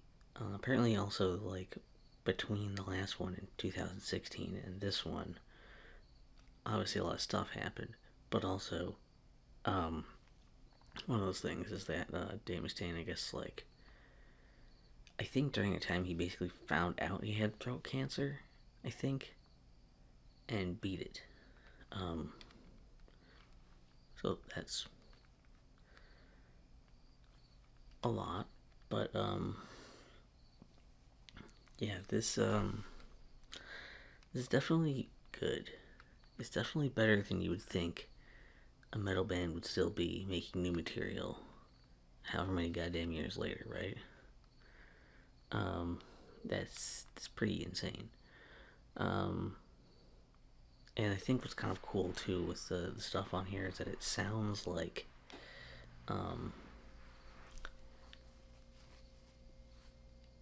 it's got weird, like, it kind of got a little bit of shades of a few things, right? Like, there's some stuff that just sounds like new Megadeth stuff in here, but there's also some stuff that kind of feels like it harkens back a bit to like some tones and stuff from, like, you get like instances and like shadows of like little bits of Rust in Peace, and you feel like there's maybe a bit of like maybe some of the like a Cryptic Writings or something in there a little bit for some of this, like Mission to Mars makes me think of that.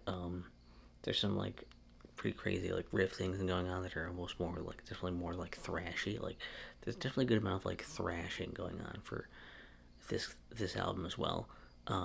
Like Celebutante, for one, is like a lot of that in there. It's almost kind of like again shades of like Killing Is My Business. And the last song, We'll Be Back, sounds like it could be like almost like it could just be on Peace Cells. It's crazy.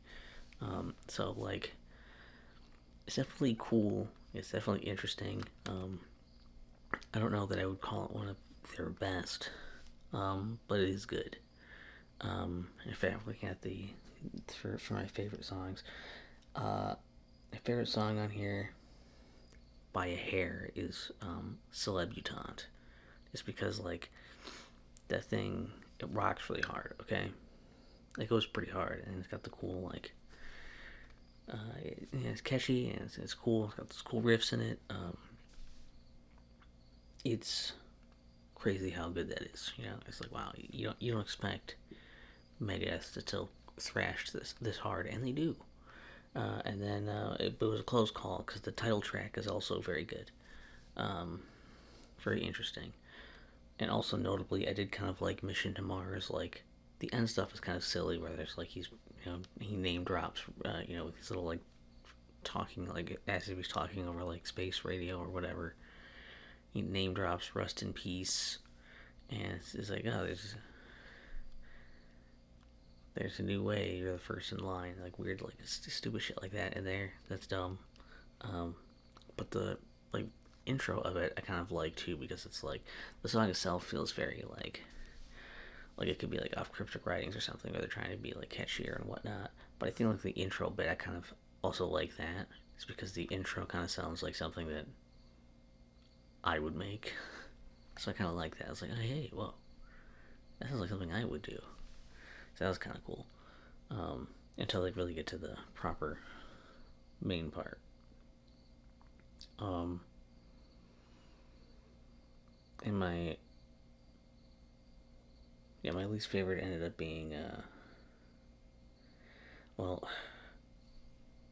okay, so really, like this one called Psychopathy, but that doesn't really count because it's like a really short, like it's maybe like I don't even know if it's like a minute or something, and it's kind of just like some music stuff playing while like he's narrating over it.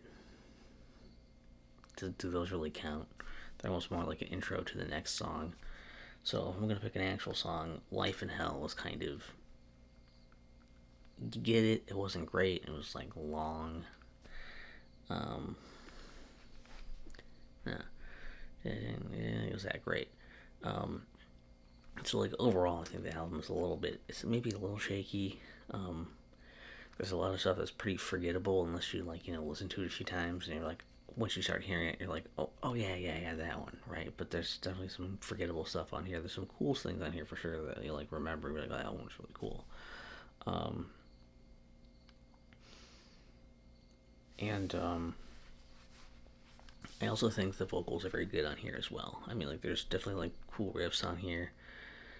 It's not quite as heavy on like solo things, but I think they do a good mix of like having cool like riffs and doing riffs and thrashing stuff. They have some solos in there. They have also some more interesting pieces for like musical stuff, like the intros and like some interlude things and whatnot. I think they do some interesting stuff with that.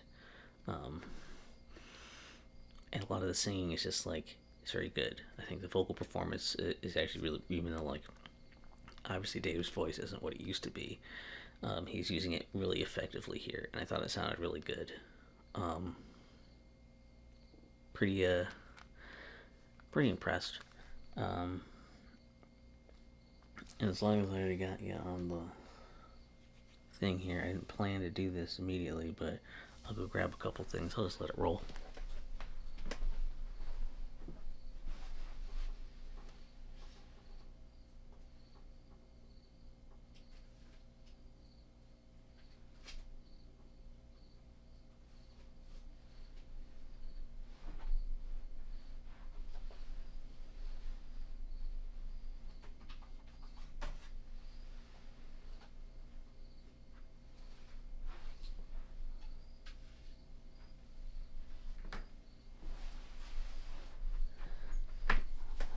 Alright, so basically, I throw this on here, even though I didn't really do the whole, I'm picking my favorite, least favorite thing. I'm not really doing this for any of the ranking stuff.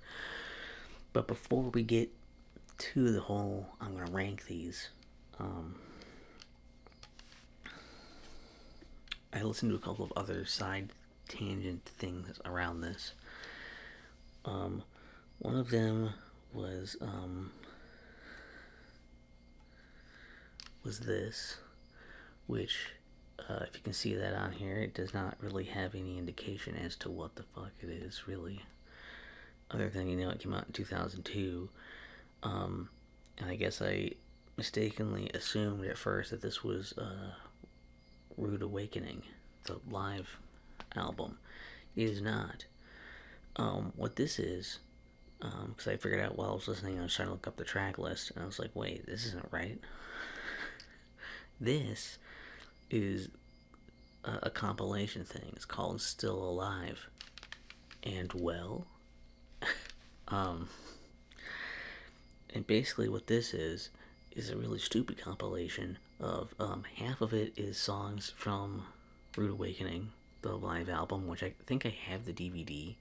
I don't know if I have the CD, actually. It did come out on CD as well, but half of the first half of the songs are like select songs from those shows, and then the second half is select songs from The World Needs a Hero. So basically, you're better off just getting Rude Awakening and The World Needs a Hero, and then you will have all of the songs rather than just some of the songs from both. My only guess is that this was probably their way of trying to sell The World Needs a Hero. Be like, see, here's stuff you'd maybe want to listen to, and also other stuff that maybe you'd like, and I don't know, maybe they're trying to just get people who liked the other stuff to listen to this. I don't know. That's the best I can think of, is this weird promotional tool. I could be wrong, but that's my guess, and it's not very good. I mean, it's fine, but again, I kind of just wish I had the whole Rude Awakening I don't even know if I still have the DVD hanging out somewhere or not, actually. I don't remember. I'm sure I've seen it. I'm pretty sure. And the performances, at least for the live stuff, are like, it's nice. It's probably at least nice to hear, like, hey, if you were disappointed in The World Needs a Hero, at least hearing those is like, wow, this is cool. It's not as good as them doing it in the studio, that version, but, it's cool. I also listened to a weird ass thing called Cryptic Sounds, No Voices in Your Head, because I was looking up Megadeth stuff online, and it was like, this was the thing that was mentioned. And I was like, what the fuck is that? I've never heard of that before, right? Basically, it's a few songs from Cryptic Writings, but instead of vocals, there's just playing guitar over those parts. And there's a few like acoustic sections thrown in as well. That's about it. So I can see why I never really heard about it. It's not like anything really worthwhile to listen to either. It was just weird, but it makes for an interesting footnote. Like, yeah, like why that? I don't know, but they did it, and now it exists. I also listened to MD45, the Dave Mustaine's side project thing that he did with Leaving, I think was his name. From what I am aware, he, like I was saying, he's from Fear, the band. I don't really know, I'm not like familiar with them or anything, but that's I've from osmosis and barely looking at things, I've figured that out now. Because they did that one cover song of their things, and I was like, oh, so I assume it must be, I don't know if it's like a friend or influence or whatever, but they did that. And so basically, yeah, David Sane does not sing on those songs, he plays guitar on them and stuff.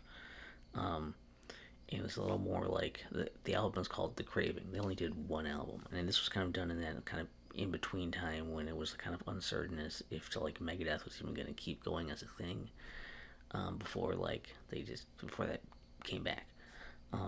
And so yeah, definitely I remember listening to it as a kid and being like, man,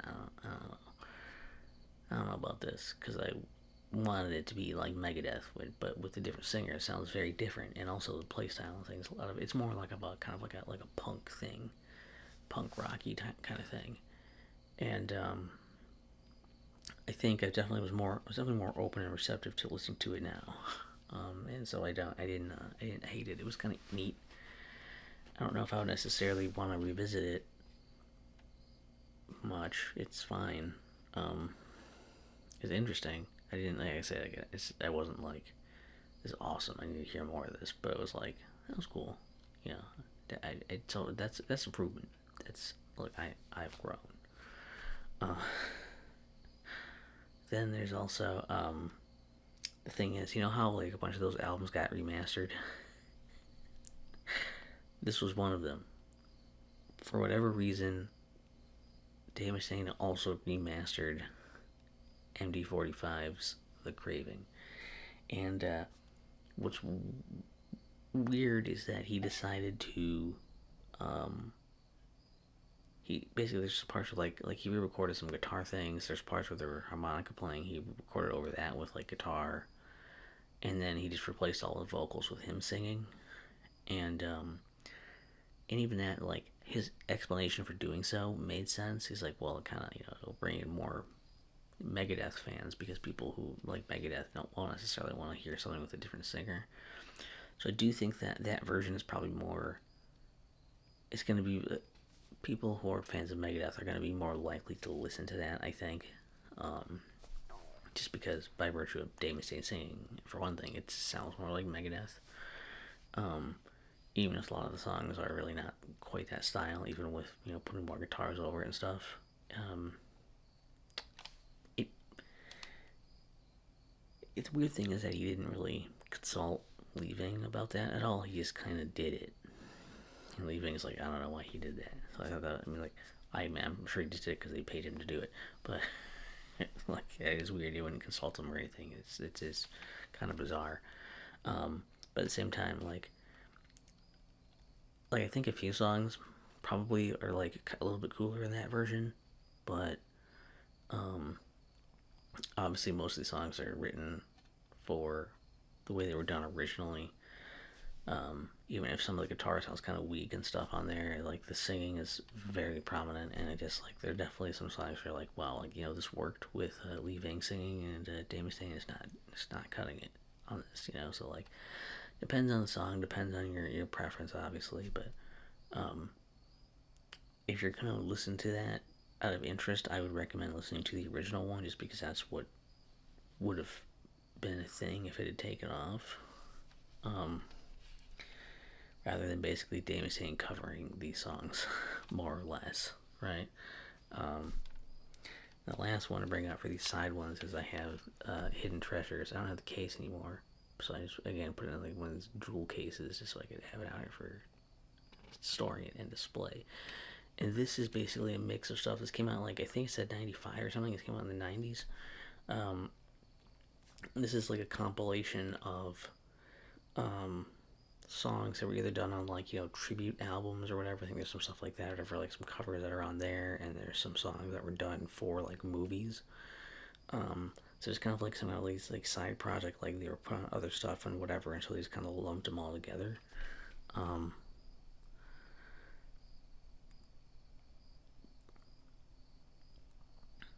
yeah, the covers are not great. I mean, like, so they're like, well, like three covers on here, um, and I mean, like they're not terrible. It's kind of like, again, why would you want to hear Megadeth cover something? I mean, you wouldn't. You'd want Megadeth to do Megadeth songs.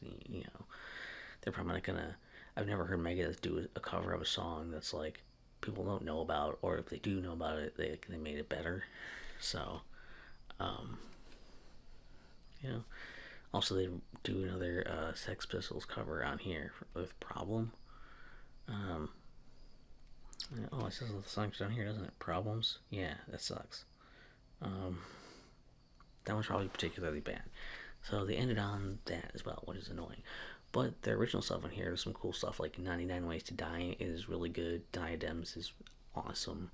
Breakpoint's cool. Like, there's some cool stuff on here. I think if you're going to listen to any side stuff that isn't one of the main albums or whatever out of Megadeth, I think this is probably the one to listen to, because it'll have the most, like, oh, that's some cool stuff on it, So, that's it. That's all I think I have for these, and then it's just going to be the ranking. I'll maybe set up a good shot for that, maybe, or I'll just hold them up again, but in a different order. We'll see what I actually decide to do. But that'll be the last bit here. And for the ranking, I will let you know that at this point, as with me recording this right now, I have it. But it's been really, really hard to rank these, because basically I had to go by, obviously, my ranking of one of my favorites, not what I'm saying are the best. But I think most of these are like, it were some hard calls, because there's some stuff that obviously I really, really like. And I actually referenced a lot of other lists and things. And I am shocked that not only were most of those lists pretty similar, but mine's probably going to be not that surprising. At least the very top and bottom of here, like the stuff on the top and bottom is probably going to be like zero surprise to most people. I think you're going to probably see more surprises in the middle of what people, what I think that's a little more divisive. But generally speaking, I like Megadeth a lot, so most of these albums I will probably listen to again. I'm sure at some point in the future I'll just end up being like, I need to listen to all of them again. But that'll probably be a while, because it took me quite a few years to do this. So if you're still interested in that ranking part, we're gonna do that.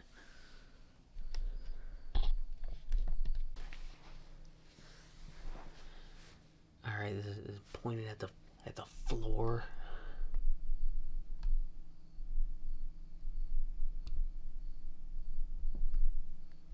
But hopefully it'll work. So we're gonna do the classic fashion of starting from the bottom and going up. as you do with these rankings. So, to no surprise, no one will be surprised that Risk is at the bottom.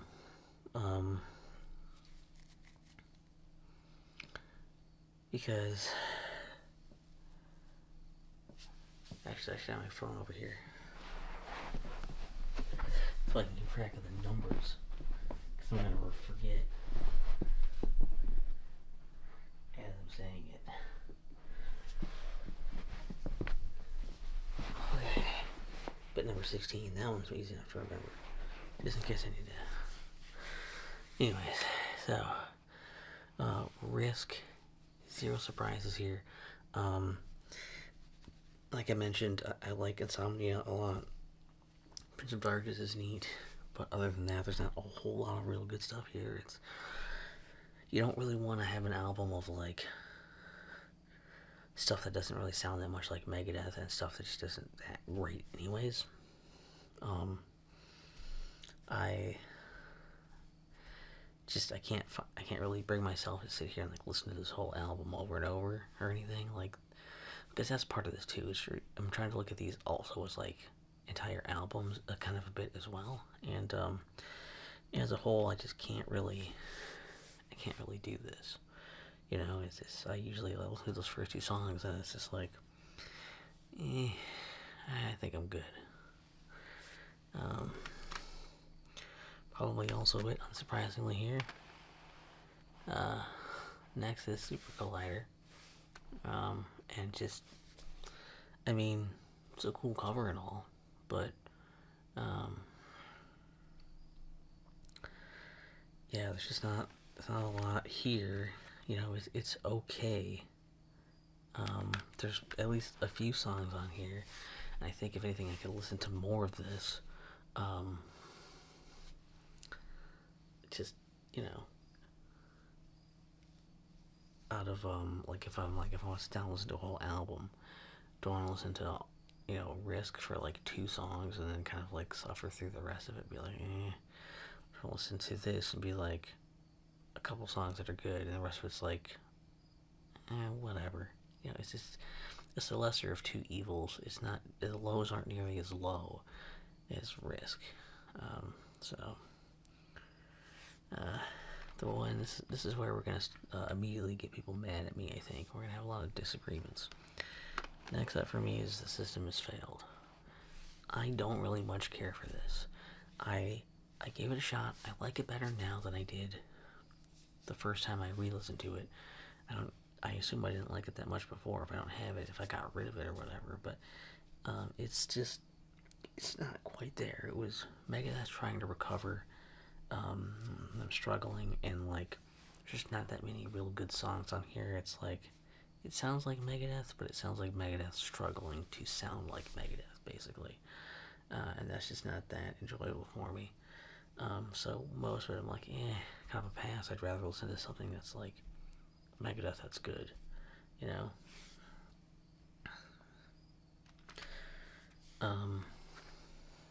Coincidentally, 13 is coming in at number 13. Mostly because it, there's some stuff that's cool on here, and there's some stuff that I'm like, that's kind of whatever. Like, I mean, Public Enemy #1, great. What the hell else is on here that I forgot? Like, that's great. Was it New World? Wait, that's not even on this one. What was I gonna say? I was supposed to say one's not even on here. No, New World Order is on here. I thought so. Yeah, New World Order is cool. Guns, Drugs, and Money is kind of growing on me. I don't know, like, there's some neat stuff here. It's an interesting album for sure. It's just not, you know, it's not all winners, and they have more solid albums than that. So because of the ups and downs as an album, like, you know, if I want to be skipping songs, that's probably a bad sign. After plenty of hemming and hawing about this one, I've ended up throwing The Sick, The Dying, and The Dead down here because while it is good, it does have some good stuff, and I think it's consistent enough. There are some songs in here where I'm like, they go on a little long. They don't really need to be. It's a little excessive for some of that. I can appreciate it for what it is, but Megadeth is not exactly in there. They're still good. They're just not quite in their prime anymore. And while I can want for more, I guess I'm glad it's not less. So it's not every album can be a winner.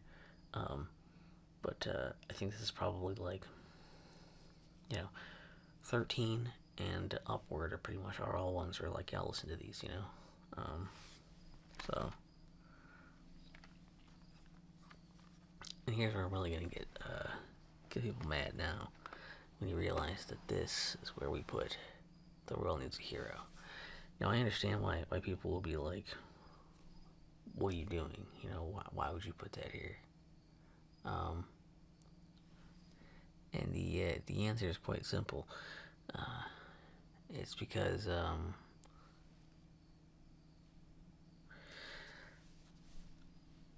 probably nostalgia. I'll put it that way. I listened to this a lot back, when I was younger, listening to Megadeth stuff and whatnot, and so this here, it's like, as much as I want to just be like, whatever, like, I get it, it should be low. Whenever I'm listening to it, I'm like, I like it. The system has failed. Is Megadeth struggling to sound like Megadeth? This is Megadeth, kind of lazily sounding like Megadeth. They could probably do more with this, but what we get is still good. There's a handful of songs here, like, because as much as I want to be like, yeah, whatever, I listen to it, and I'm like listening to these songs, and it's like, what? Like, I'm like, man, I don't really care much for, like, 1,000 Times Goodbye, or like Promises. Like, who really cares, right? The everything past the beginning of the intro part of When, but like, pretty much everything else I like. Yeah, I don't know, like, well, those songs aren't necessarily like amazing songs or anything. They're catchy, and I have nostalgia there. That's part of this too. I'm not gonna pretend like that has nothing to do with it, because again, we're talking about my favorite songs, or my favorite album. I'm not talking about like the best albums, because that would be a very different list. It would probably fit more to what people, are used to hearing. Then we've got United Abominations that I clearly don't have a case for.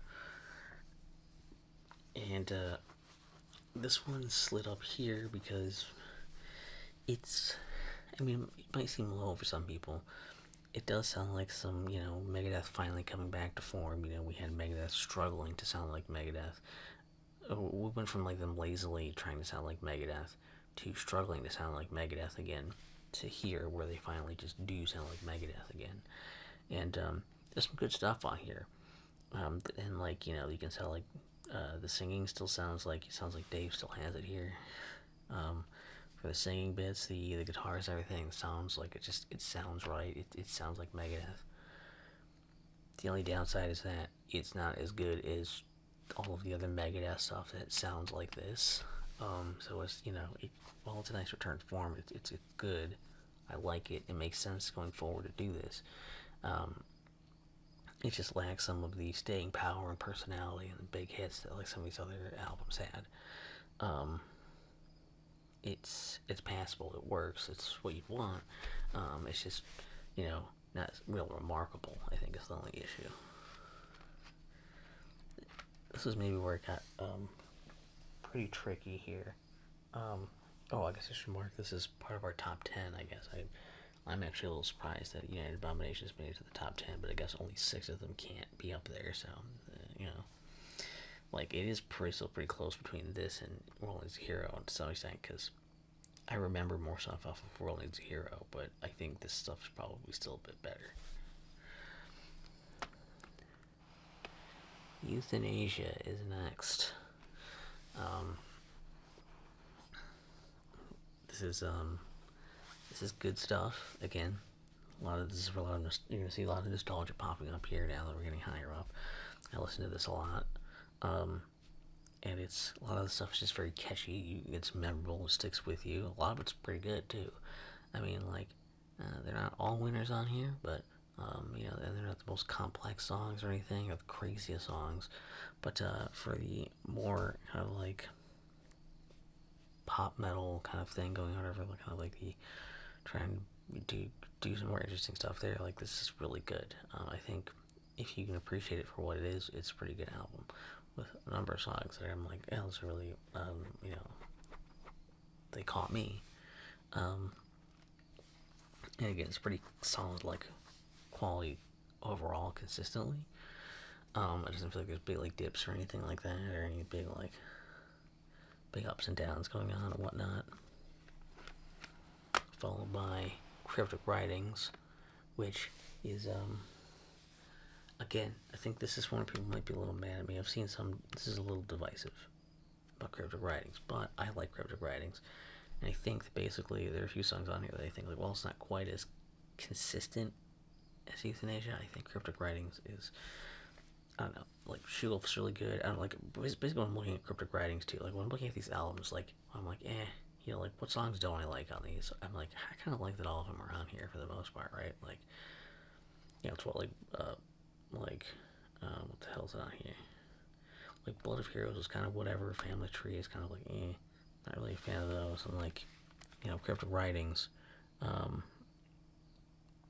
don't know, like FFF, is that really that good? Probably not, don't like that a whole lot. Sin, maybe not, but like, I don't know, like, the flow's pretty well. A lot of it's just kind of like, I'm used to these songs being on here and being, at one after another and whatnot, and I think, I feel like there's kind of an order, kind of a method to the madness to these things. They've been set up in such a way that they just kind of feel right together, but it's hard to separate that, like putting together an album well, versus nostalgia.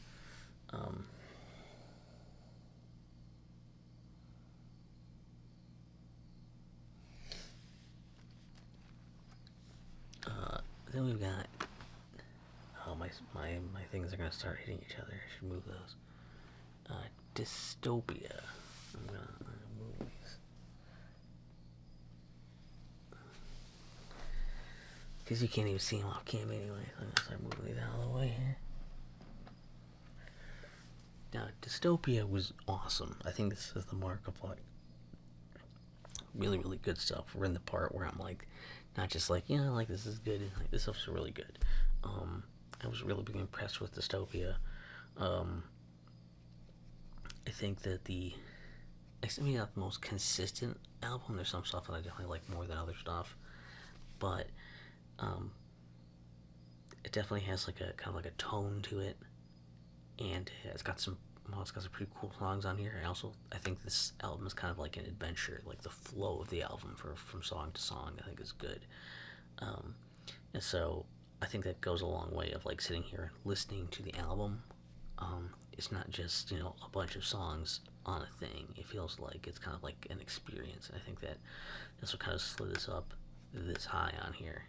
And crazy that they can do this again. So deep into their career doing this, and it just lost by a very little bit to Endgame, which is it's usually pretty high on people's lists as well, I've noticed. Because of all the singing, I don't think it's quite as good on Endgame. It's actually really low in the mix too, and the flow isn't as good. This thing pretty much, this isn't like it's a journey. It's like it's flowing. It's just pretty much like an assault. Like every song is going to attack you.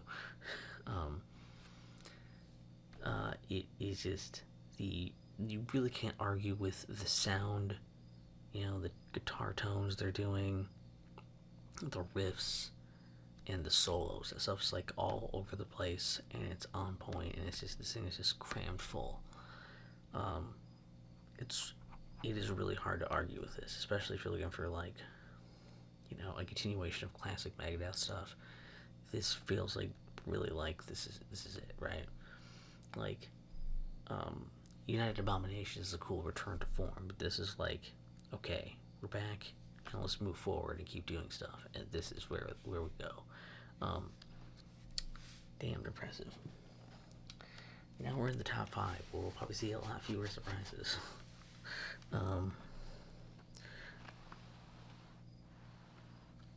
So far so good. So what? Um, it's hard to argue with classic Megadeth, right? Classic Megadeth is good, nostalgia or not. And while the production quality on this isn't amazing, though I do have the remastered one, which does help, um, the songs in here are still good. Doesn't seem like there's quite enough of them, but other than other than the Sex Pistols cover, this is really good. This is really really good. Um, you might want to be like, is it really that great? And then like you listen to it, I'm like, is it that good? And I listen to the songs, and I'm like and I'm like basically listening to the whole thing, and I'm like, oh yeah, I guess it is good. If I'm not like, I have to skip these songs, I'm just the whole thing. I'm just like, yeah, this is good. I probably like it. Coming in just above that, we've got Killing Is My Business, and Business Is Good. Because like again, it's one of those where I've kind of already talked about these in the other bit, but I'll talk about it again because why not? This thing is like, as an album especially, it's like it. I mean, I guess you could say some of this too, like, so far so good. So what? All the songs feel like they belong on the same album, right? They all have the same production quality and stuff, which you'd expect, but it feels like everything fits together. Killing Is My Business has that also. Everything fits together, but also it's a thing of like, this album is really, really good for like how it just like, again, it doesn't really flow, I guess, to be fair. This doesn't really flow either. This just kind of attacks you, and it's the kind of thing where I think that people looking to be like, especially like, young people, teenagers, what have you, will look at this and be like, they'll listen to it, and there's not some kind of like, here's some love song ballad thing we had to throw in here or whatever. It's just like, it's all like, it's all fast and mean, and it's just rocking your balls off. The thing this is gonna go far with that crowd, and it's good. It does that stuff and does it very well.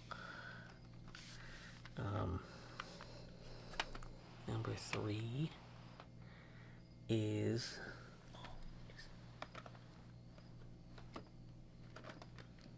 trying to get stuff out of the way over here so I can keep sliding these. What a great idea I had. Well thought out. Definitely also probably looks like insanely crooked in the frame constantly, no matter what I do. So that's good too. Peace sells. But who's buying? It's hard to argue with this. I don't think anyone's surprised that this is up in the top 5. To maybe be surprised it's not number 2 or number 1. Very classic Megadeth, where Megadeth started sounding like what we know as Megadeth sound. And this is one where I constantly underestimate it, because I'm always like, do I really like Peace Sells that much? And then I listen to the album, I'm like, oh yeah, I do. It's very good. There's a lot of really good stuff on here. It's not really a whole lot I have to really say to defend that, I guess. And again, nostalgia. I mean, this is like all these top ones. I don't even really have to say it anymore. Number 2 is Countdown to Extinction. The only thing I will want to say on this one, on top of that, well, firstly, let's just say Countdown to Extinction. Again, not a big surprise that it's up here.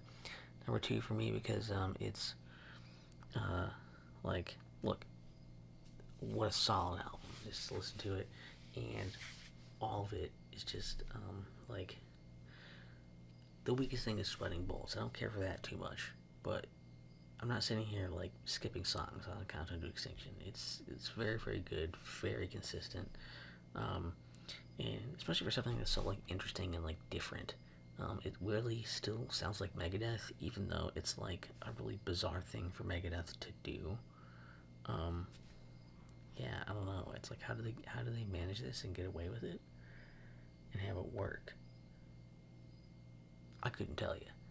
They just did it, and it worked, and it was just magic, and they could just never really recapture that magic again the way they wanted to. But another extra bit about nostalgia with this I want to add is that it's not just that I listened to this. Also, this is like the first album I've heard from Megadeth. I think I had like an old tape. I think only like half the tape worked even. So like, this was my first exposure to Megadeth and when I heard the most, and so I have like super nostalgia for that, because it's like, this to me is like, this is Megadeth, even though like other stuff sounds a little more like what you consider Megadeth stuff. definitely has like a special nostalgic spot for me.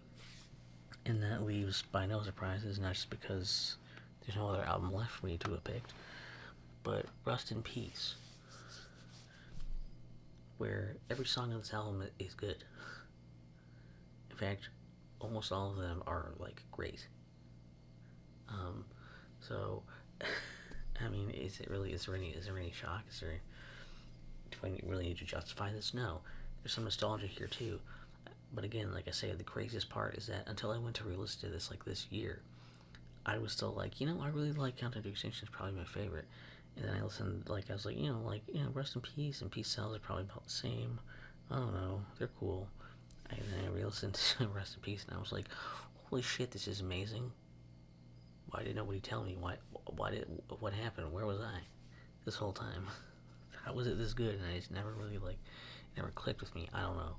I don't know how that happened. But it's cool that it did, because, man, this is great. But, yeah, that's... I guess I can tilt my camera back up, because I'm just, like, right here. Maybe. Can I tilt it back up?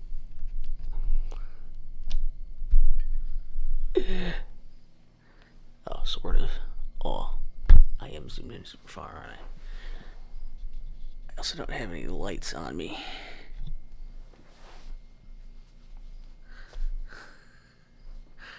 Hi. I didn't set up the shot very well. But that's my ranking for my favorite Megadeth albums. What's yours? Do you agree or disagree? What are your thoughts on the albums and that kind of stuff? Having some back and forth, I thought it could be fun to share that. So yeah, share me your rankings and your explanations, or why you disagree with mine or whatnot. I think that would be interesting to hear and talk about a bit, especially since I just spent it